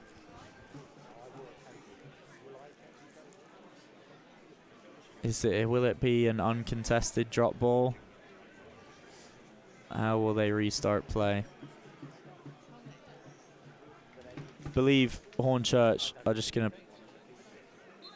Oh, no, it's just dropped to the feet of Hampton Richmond Borough and play is restarted. And it's with Paul Field on the right-hand side being challenged by Sandat. He muscles him off the ball. Stands a ball in. Or crosses a ball into the box, excuse me. It's cut out, unfortunately. And hammered away by Josh Reese. Massey and Marias, a very good tussle. Mike Atkinson wins the second against Balanta. Balanta looked to the referee, appealing for a free kick. Nothing doing there as Massey carries the ball forward, plays it back to Deadfield. Inside to Clark, back to Deadfield on this left-hand side. Can he play a 1-2 with Vaz potentially? Chip it in behind for Kiernan. He chooses to chip it in behind. Kiernan stayed onside. Just two men on him. Hornchurch very organised. Slips it to the edge of the box towards Deadfield. Can't fashion a shooting opportunity. Outside to Clark to Long King. Long King plays a ball into the box towards Fasamade. It's headed away well by Bertram Cooper. And the danger is averted for Hornchurch once more. Back at the feet, Hampton and Richmond Borough. Deadfield plays to Fasamade, who wins a free kick on the edge of the box. Perhaps rather cheaply, but instead I think Harry Gibbs just went through the back of him. It's good centre forward play with his back to goal, and it is a free kick in a very dangerous position for Hampton and Richmond Borough. Dare I say it might be slightly too close get it up and over the wall. Maybe it's just going to have to be one of those powerful ones right on the edge of the box. Yeah, it is going to be a tough one, but it seems that Vaz and Deadfield are standing over it. And if his shot earlier in the game, Edwino Vaz, was any indication, he definitely has an eye for goal and knows how to make it happen. He was coming in around that kind of distance for his last shot, but again, obviously moving is quite different. So maybe you roll it to the edge for one of Clark or Atkinson. It looks to be Vaz to strike, unless he passes it to Clark, who looks to be in a good shoot. It is Vaz. He strikes it, and it strikes the wall really hard to do anything. Maybe you go keeper side and just blast it, but that technique is not easy. Well, they've won it back. Long Kings won it back high and played a ball over towards Kiernan.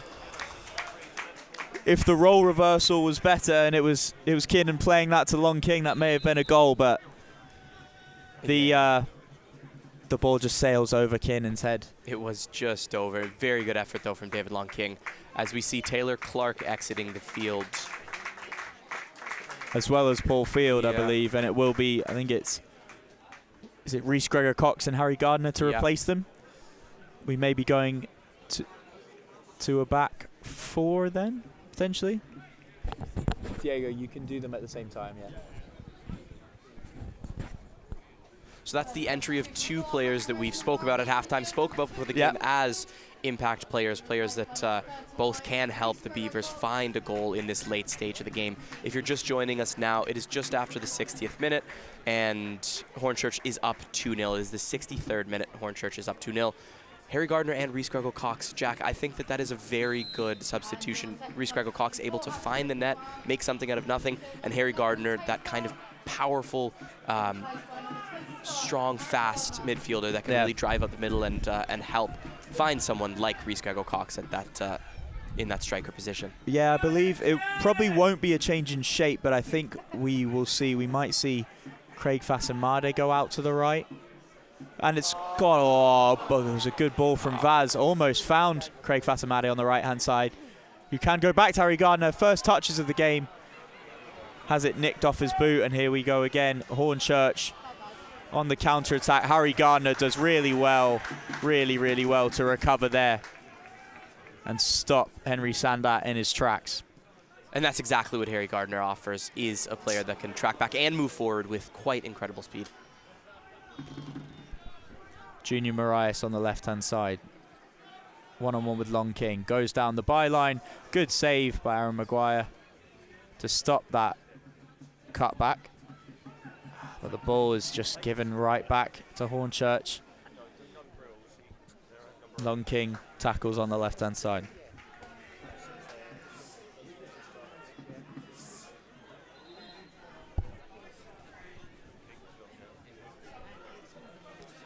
And it's just a brief stop in play as Arthur Nasta is on the ground. And it definitely wasn't a contact injury. It's just potentially something wrong with his shin or calf.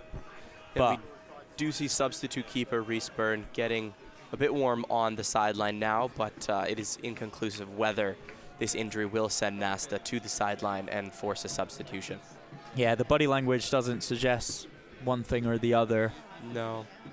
Probably just a little discomfort, but instinct says he'll finish out the game.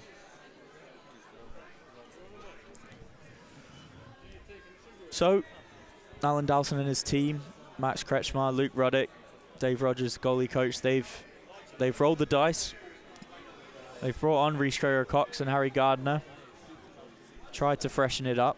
Will it be enough to get the Beavers back into this one? And the players are returning to the field as Arthur Nasta is back up on his feet and ready to continue the game. Rather predictably, I must say. 65 minutes gone now. Remains 2-0 to the visitors, who have a throw-in deep in Hampton and Richmond Borough's half. Angelo Belanta looks for the back heel. It's cut out and hoofed away by Craig Fassamade. Bertram Cooper. Back to his keeper, Nasta. Back up on his feet. Plays it down the line, looking for Weston, who challenges Vaz, but Vaz just cheaply pushes him in the back.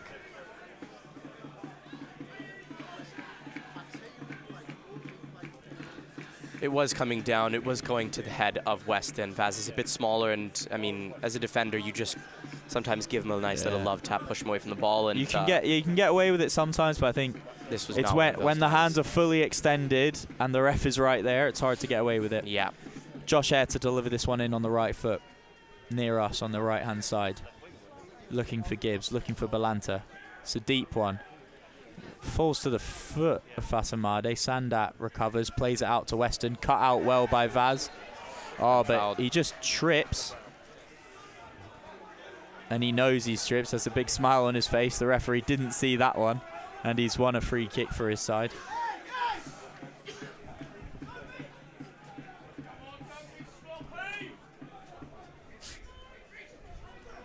Aaron Maguire to take this one and get it up the other end of the pitch. Looking for Kiernan, looking for Rhys Gregor-Cox. Looking for Deadfield. In the direction of Kiernan, headed out. Only as far as Atkinson. Oh, Vaz, very inventive effort as the ball just sat up for the half volley. He looked to lob the keeper, but it went pretty high and pretty wide. Not really troubling Nasta in net, but I like the invention at least. Maybe when you're 2-0 up rather than 2-0 down. Yeah, you'd think so. I mean, you wouldn't expect many players to hit the ball from that position or No. when it's bouncing, but good on Vaz. And I mean, if it went in, it would be a completely different story, but quite far from it this time around. Well, Nasta's returned the favour right back as his goal kick goes out on the right-hand side. Long King throws it towards Rhys Gregor-Cox. Neat little touch in towards Fasamade.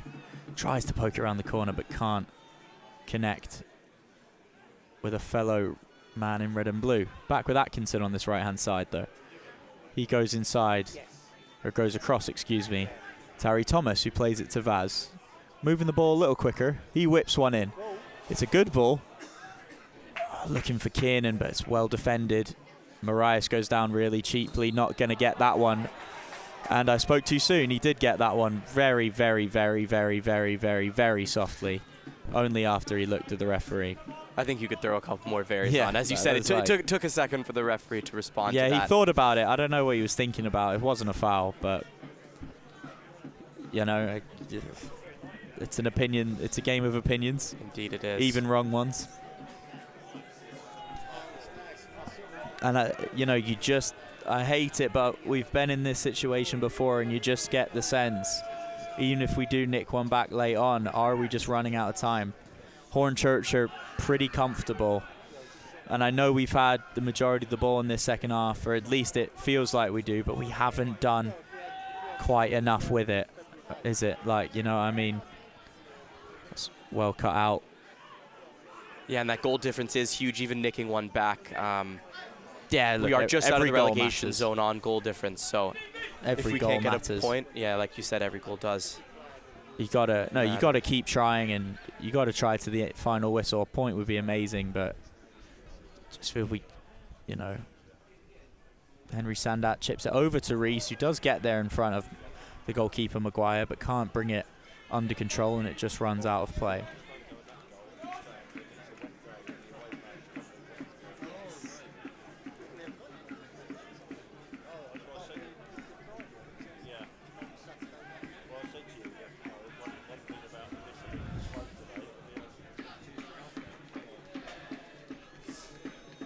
The goal kick is won by Harry Gibbs, and quickly back to Maguire as a searching ball forward. Can't find a man in the blue and white stripes of Hornchurch. Aaron Maguire rolls it out and takes his space up the pitch. Again, chipping it towards that right-hand side. Can't find a Beaver. Plays it towards Rhys Gregor-Cox though. Oh, fortunately, another disconnect on that right-hand side, but well intercepted by Long King, who can step forward Can he find a pass towards Vaz? Vaz cut inside on his right foot. Guess looking for the inside run of Fasamade, but no one was home, and it runs out for a goal kick. Lacking maybe a little bit of quality in the final third.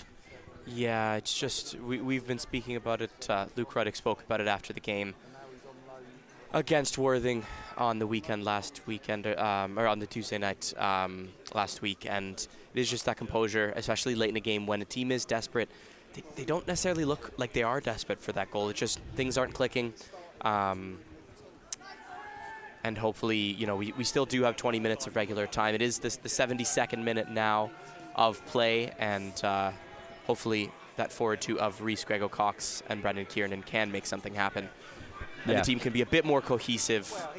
You've seen flashes of it, but you'd like it to be a bit more consistent.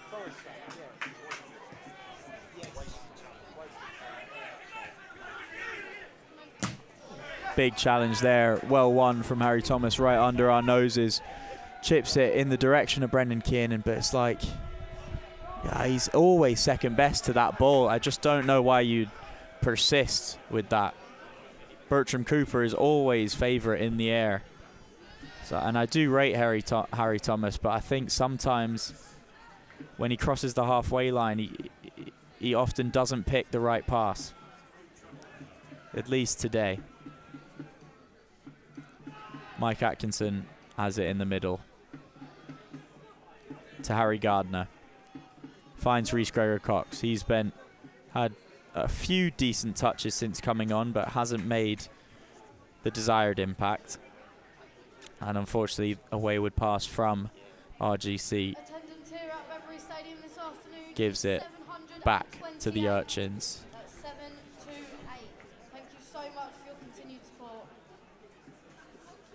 As the attendance is announced at 7:28. I think the weather and late game announcement that it was on probably factored into that.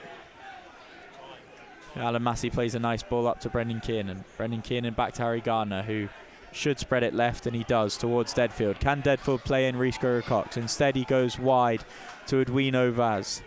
Decent move this for Hampton and Richmond Borough, but Hornchurch get men behind the ball back very quickly. Harry Gardner towards the back post. Sails out of play and will be a goal kick to Hornchurch. I've said that too many times today, Kelly. Yeah, that's almost an identical end of the last two attacking phases. It was on the foot of Edwino Vaz last time. Now Harry Gardner this time. Just sending a ball, a kind of curled ball into that opposite side of the box, looking for Rhys Grego-Cox or Brendan Kiernan, and it can't find either of them, just sails too far. And you can't really blame it on the wind. It doesn't seem like it's too windy today, just overplayed passes. Yeah, it's not the desired quality, and especially when you're down, you might try and force things and you get a bit desperate. But it's about, you have to play with urgency, but you can't play rushed, and that's a fine line.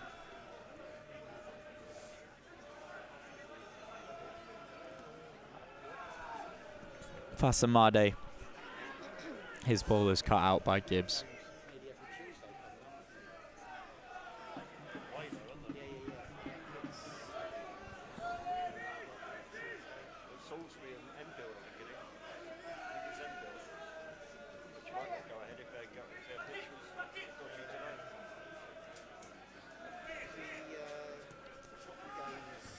Across to Long King, who has possession on the far side of the pitch.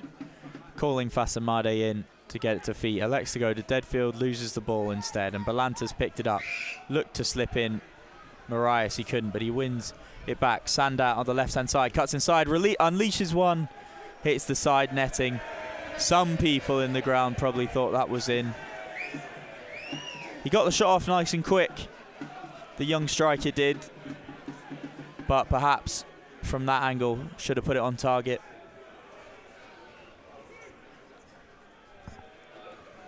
And just like that, 75 minutes played.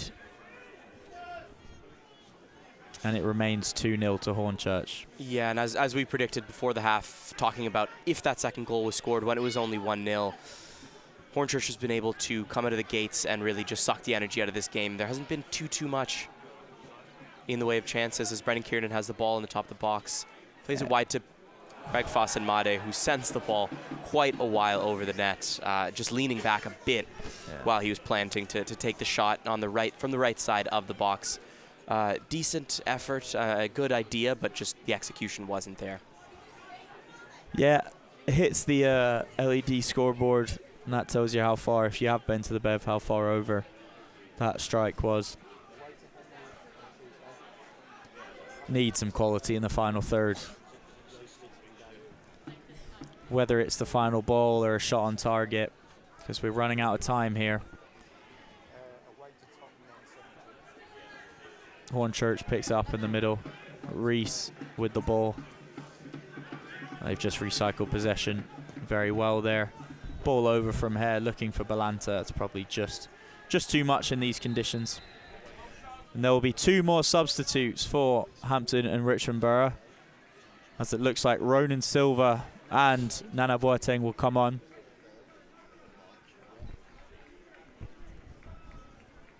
And they will replace Craig Fossen-Made and Sam Deadfield. So it looks like Ronan Silva will go into the middle and Nana Boateng will play on the right-hand side, I reckon.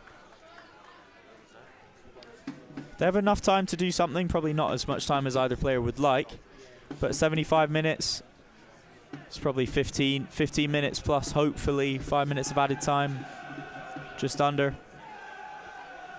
Yeah, and as much as we'd be looking for an equalizer, two goals for an equalizer, or even just a goal, I'm somewhat excited to see how Nana Boateng plays. This is his debut. As you mentioned, Millwall Academy product made his debut in the Carabao Cup.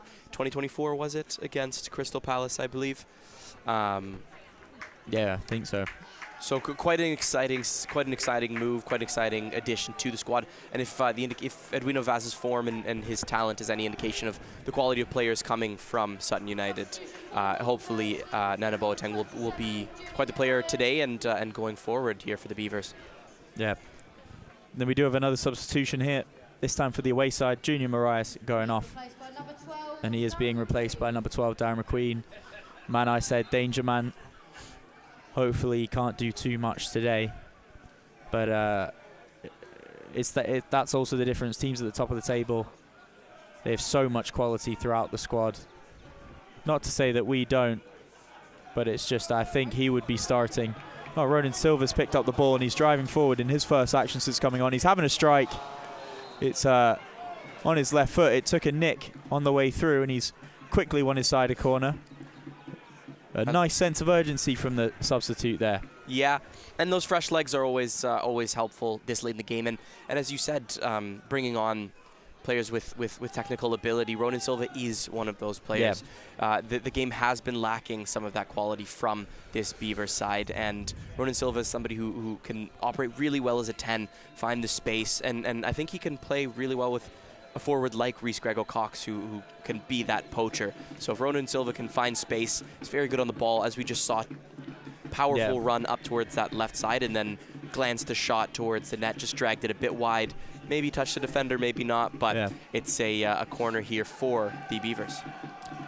I think as well he's a powerful runner, as you mentioned. He's also a taller figure. He'll probably play on the last line for goal kicks and set pieces, and you could have Reese Grego-Cox and Brendan Kiernan kind of looking to go short or get the flick on in certain situations. As I believe,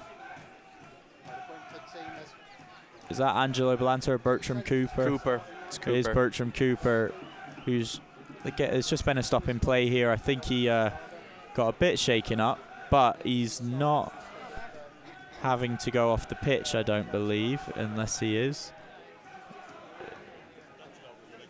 Well, wherever he's going, he's doing it at quite a slow pace. Quite a slow pace, of course. So he is going to have to wait on the sidelines for, I believe it's a minute. So that's one of their big men out of the box. On a corner as well. On a corner. With the box loaded with the reliable head of Alan Massey, hopefully looking for starting our runs service. A bit wider as Ronan Silva is on the... It's whipped in, finds... Oh, and there's a push in the box, and it's...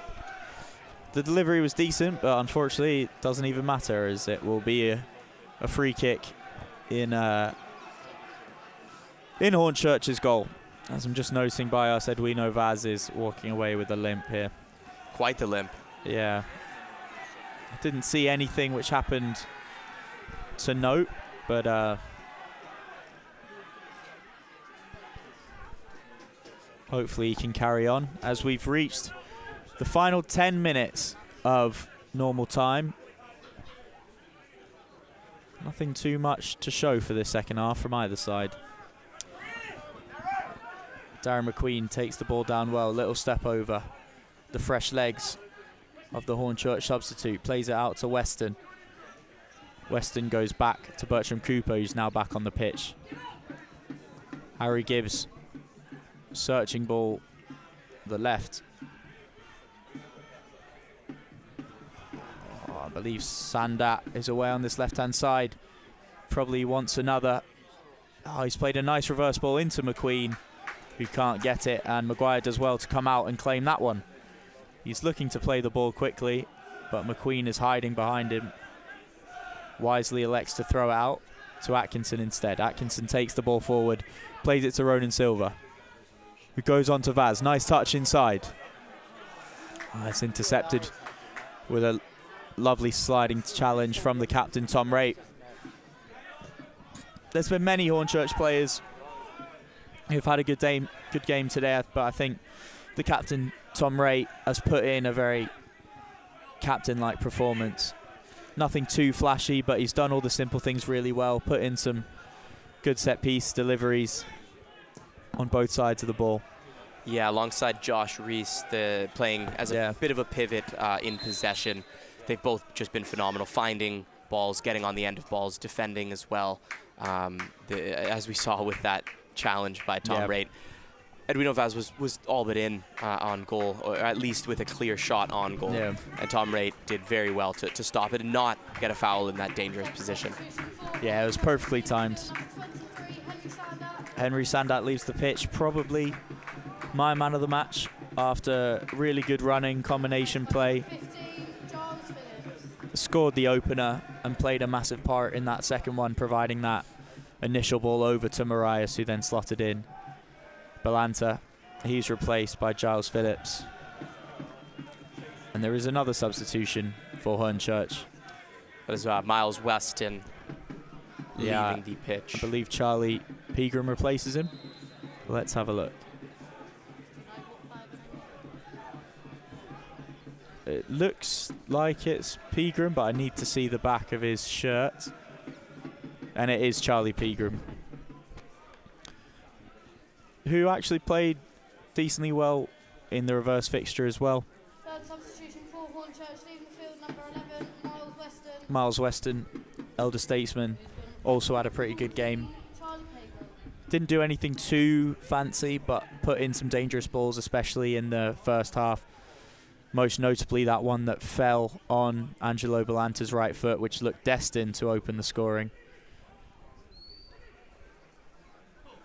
Possession now with the Colombian.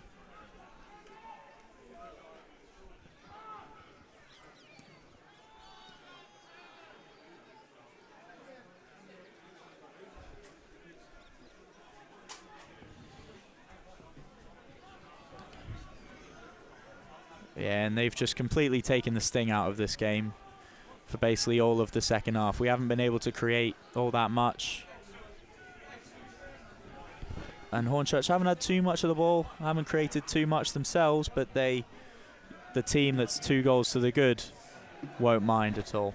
No, and there has been a bit of talk about lack of quality and maybe a bit of struggle from the Beavers side, but it is definitely to the credit and to the liking of this visiting Hornchurch side. They have sat deep.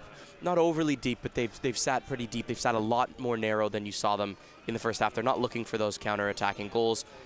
Two goals ahead, exactly as you said. They're looking to take the sting out of it, and that's exactly what they've been doing.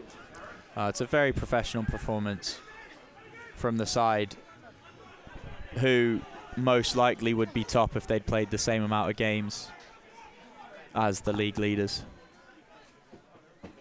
Oh, almost a nice combination between Harry Gardner and Ronan Silva, and they've won a corner for their efforts. You know, with that being said, if we do manage to nick one basically right now, it'll make for an interesting final 5 minutes. It will, and we'd like to take not only one, but hopefully two, as we've as it stands. Farnborough is 1 point now ahead of us, tied in the 85th minute with Maidenhead. The ball in towards the back post. Nasta does really well to come and claim it. Delivery had decent height on it, but was probably too close to the keeper.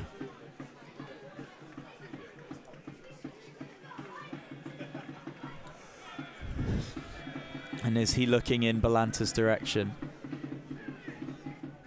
He is. I thought Belanta had strayed offside there. He wins the flick on towards McQueen. Plays a lovely one too. Peagram's through. Can he finish? He goes for the chipped finish. And he misses his mark. That was basically the that would have been the final nail in the coffin for Hampton and Richmond Borough. Probably the right type of finish from Charlie Peagram, just wrong execution. Aaron Maguire made his mind up, went to ground early to block the low shot. Peagram tried to lift it over him, and it just skids past the left post.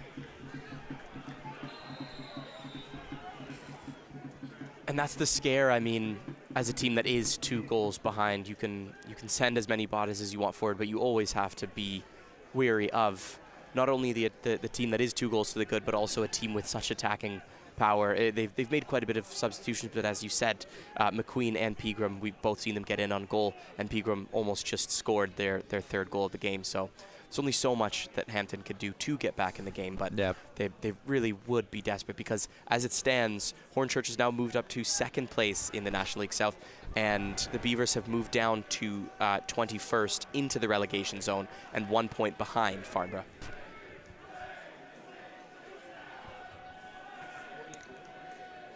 Over 87 minutes gone now. Remains 2-0 to the visitors. And with every second ticking by, that looks to be the most likely result of this one. 2 first goals, it seems, are enough to secure Hornchurch another victory over Hampton and Richmond Borough this season.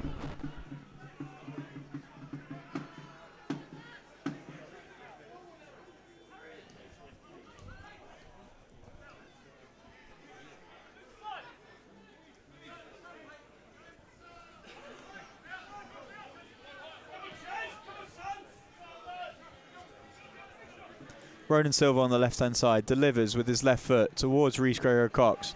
The ball is headed straight up. He tries a bicycle kick. The technique was there, and I think he made decent contact with it, but it just goes wide of the post under a challenge from one of the Hornchurch men as well. And Mike Atkinson has taken a seat and will need to receive some medical attention before we continue. I mean, only Rhys Gregor Cox have 22 men on the field. Yeah. I think he's the only one that would go for such an ambitious type of shot. But I mean, again, same with that fast shot. If it goes in, you're a hero regardless of of what was going through your head and how smart of a decision it was to do that. But ball has gone wide, and Sam Ling, who was the man challenging from Hornchurch, helped him up and seemed to make a joke about his go for goal. There's Mike Atkinson, I believe, is just feeling the inside of his leg, but perhaps a groin has just gone. I believe Hampton and Richmond Borough will be forced into one more substitution because of that, but we're just waiting. Yeah.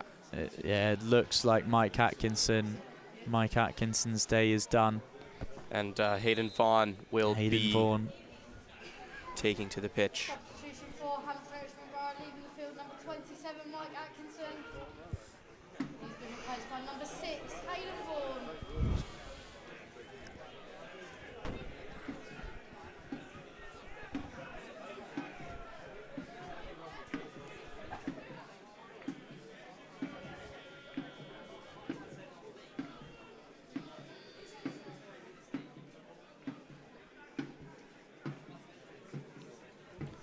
Throw in for Hornchurch on the far side. Thrown up the line. Long King hoofs it back. Good flick on from Rhys Gregor-Cox, but thumped away by Harry Gibbs, who's having none of it. And it falls on the boot of Balanta. That would have taken some touch to bring that one under control. And it just runs away. Now it's Harry Thomas plays it to the feet of Kiernan. To Vaz, plays it. Nice combination. Good little touch from Hayden Vaughan into the path of Kiernan. Squares it across. It's deflected and it's gone in. It's an own goal. Out of nothing. And now that's basically scored in the first minute of additional time. I believe it's Harry Gibbs looking to intercept the cross. That was headed towards Rhys Gregor-Cox. And it's gone in to his own net. Beaten. Beat his keeper. It was actually a really lovely exchange right in front of us. Thomas, Kiernan got involved. And then Hayden Vaughan with a lovely touch into Kiernan's path, who put a ball in. It took a deflection on its way through, and then Harry Gibbs, at full stretch to cut it out, ends up putting it into his own net. And it's game on in additional time here at Beverly Stadium. It is indeed, and we've said that the life had been sucked out of the game and somewhat of the ground here at the Bev, and it is all back, and fans are behind the players back, ready for them to try to get that equalizer. That would be huge and bring us out of the relegation zone. And we've basically played 2 full minutes of additional time, but we haven't got word from the 4th official as to how many minutes will be added on at the end of this game. I don't believe he's shown anything, at least. No, and it doesn't seem like he's looking to. I know, that's very odd. Lorna here in the chat, it is Beaver time. It is Beaver time. It is Beaver time. We haven't... Beaver time returns after way too long of an... genuinely, it is bizarre. I don't think we know how much added time there is here. Keep everybody unless on their I've feet. completely missed the board. Harry Thomas plays it back to his keeper, Maguire. Maguire probably looks to need to just play this ball up the pitch towards Vaughan, but it's just too far. Pegram brings it down. Harry Gardner chasing after it. Tom Raitt, lovely ball to Ling if he can get there. He can't, runs out of play. And we still, there's been just over 3 minutes of additional time, but we still don't know how much has been played here, or how much is actually added on. Rhys Gregor-Cox flicks it on towards Kiernan. It's cut out. Hayden Vaughan wins it. Harry Gardner plays the ball through. Runs all the way to Gibbs. Back to his keeper, Nasta, whose clearance is shanked towards Silva. Vaz is limping, but is continuing. Go on the Beavers. There's a chance there. Harry Thomas, can he get his head up, find anyone? Again, Hornchurch are now pretty set. Plays a nice little reverse ball into Gardner. Plays it down the line to Kiernan. Can he find someone in the box? Cuts it back on his left. It's cut out.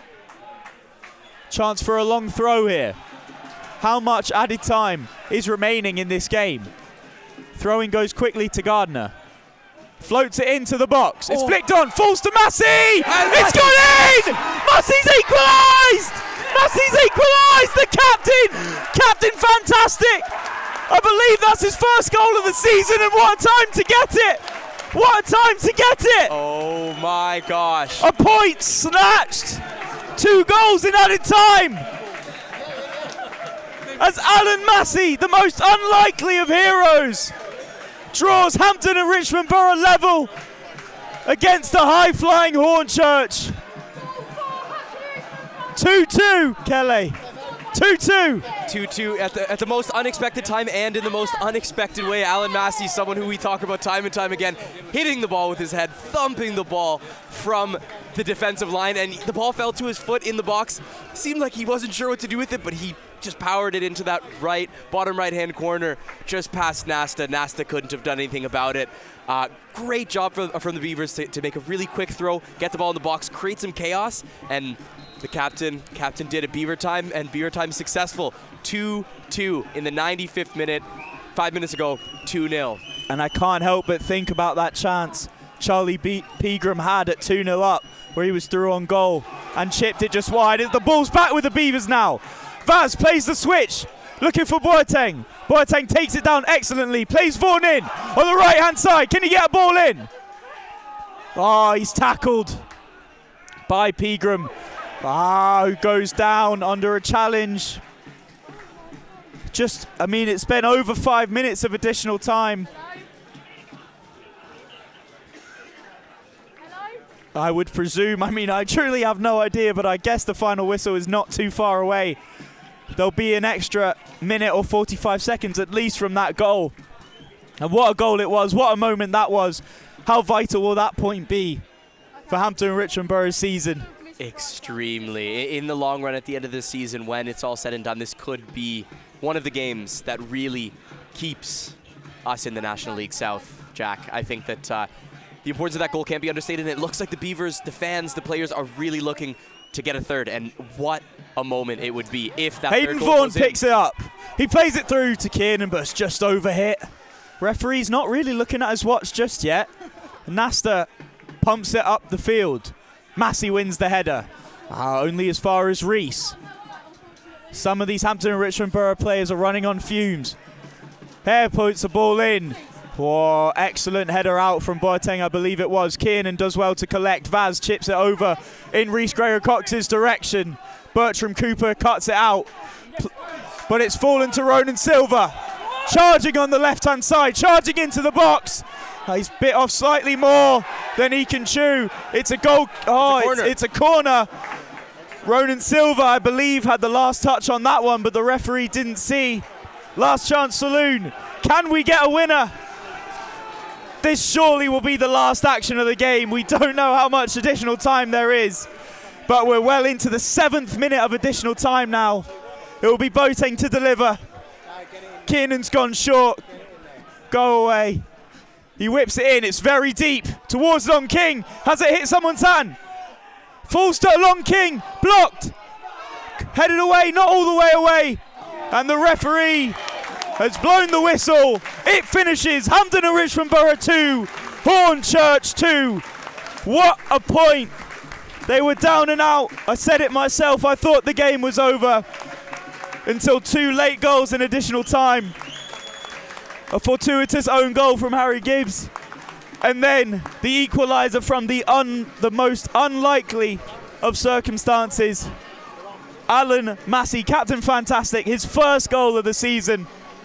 After a melee in the box, it falls to his feet. He stabs at it with his left foot and finds the bottom right-hand corner. A vital point earned at home against one of the best sides in the league, Kelly. A vital point indeed. I mean, a win, a point at this stage of the game. It feels like a win, doesn't it? It feels like a win. I mean, you can feel the energy at the ground right now, and nobody seems like it's a tie. And again, for a team like Hornchurch, this does seem like a loss. You were holding on to lead for the majority of 70-odd minutes, and to lose it not only to an own goal and then a goal from Alan Massey in the end, but also Charlie Pegram had the chance to put the game out of reach. That would have been it. You'd think he'd be looking back saying, I should have done a little bit better, been a little bit more clinical. And with that said, with this finish now, the boys, this would be a perfect time for my connection to go out. Should but we have I a believe that the boys We're are back out of the relegation zone. zone. One goal difference ahead of Farnborough. How vital is that? Tied on points, now tied on points with Bath as well. They do have 3 games in hand now, so we'll see how that goes. But what a finish to this game, Jack. I mean, what a finish to would this you have game. expected 10 minutes ago that the Beavers would be leaving the ground with a point? No, and I think even the goals themselves, they didn't come... They came out of nowhere, both of them. You know, it's an own goal from a cross. It was a nice little combination play. I think Hayden Vaughan was involved, Brendan Kiernan was involved, and puts that ball in. And we needed that stroke of luck. We talked about the term, the unlucky, over the season. That own goal was a bit of luck. We got good fortune, but we did something with it. And we went and we pushed and we pushed and we pushed. And we went and we got that second goal through Alan Massey and earned a really hard-fought point. As Max Kretschmar, assistant manager, player as well, walks off as the players applauding the fans. Hard fought indeed. I mean, you see Mike Atkinson with an ice pack on his thigh. Yeah, and we know what a Vaz shift fell from to the a- ground at the end of the yeah. game. What a shift from the players that played 90 minutes, the players that played 30 minutes. I mean, it's just a great job from the Beavers, who are just passing us right now here on the right side of the pitch, applauding and getting quite the applause back from everybody else. I mean, again, it does feel like a win here at the Bev. And Helen Massey, the late hero and the unexpected hero, finishing for what I think is his first goal of the season. It is. What a time to get with it. his feet What a as well, time to which get we would it. not expect from the man who's usually clearing the ball with his head Yeah. or looking for the goal with his head. So I'm ecstatic. Everybody else here at the Bev is. Unfortunate result for Hornchurch, but it's great here. It's great. Keeps us a vital point. And at the end of the season, it really, really could prove to be something that does keep us in the league, in the National League South. And it also, we keep that momentum rolling from that impressive Worthing win. You thought maybe it would be scuppered, especially after that 10-day gap in between games, but no. That will only galvanize the squad even more. I know it wasn't 3 points, but as we mentioned, it really does feel like we just nabbed 3 points here. And it's a draw that means that much, especially against a team of Hornchurch's quality. You would take a point going into the game, and I would take a point at literally any point in the match, especially considering we were 2-0 down when we were. What a result for the Beavers. What a result. And as well, the pedigree of the team. This is now a win and a draw against two of the top 4 teams in the league. Yeah. Worthing has dropped since we've last played them, but they were in second. Hornchurch at one point in this game was also in second, and we dragged 2 back within 5 odd minutes to tie the game, and that shows that if we can do it against this team. I said this on commentary again last week.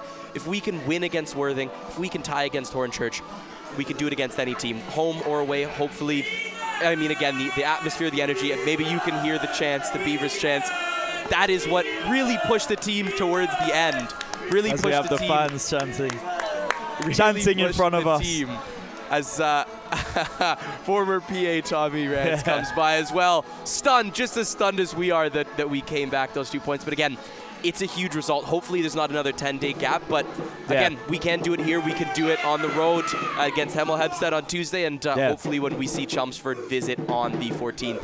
Now we just got to keep it rolling. Just keep it rolling. Indeed. That's all it is. And may I say, 1 week before Valentine's Day, the fans are loving it here at the Beverly, and hopefully we can see you, if you can make it, down next week to show your love for the game again on the 14th on Valentine's Day. There we go. As the drummer's out in full force, I'm sure you can hear that on the audio. I hope you can at least. So, what a time. What a time to be a Hampton Richmond Borough fan. And like you said, makes that Chelmsford City home game all the more important. Get down, show your love for your local football club this Valentine's Day, and come be a part of the special atmosphere that we've had these past couple of games at Beverly Stadium. Yes, indeed. And before we jump off, I'll just read the scores of the other games around the league. Here is how they have ended. We have Salisbury and Ebbsfleet, a 1-1 draw. Maidenhead Farnborough, a 2-2 draw.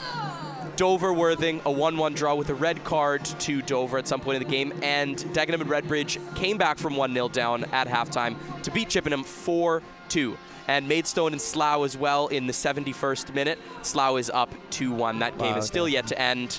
And I think with that, we we'll go on. I'm see you on lost for Valentine's words. I don't Day. know how to wrap this up. I mean, great. There is no way to succinctly wrap that up apart from just 3 words. Up the Beavers. Indeed. See you next week, everyone. Thank you for joining. Take care. Cheers. Bye.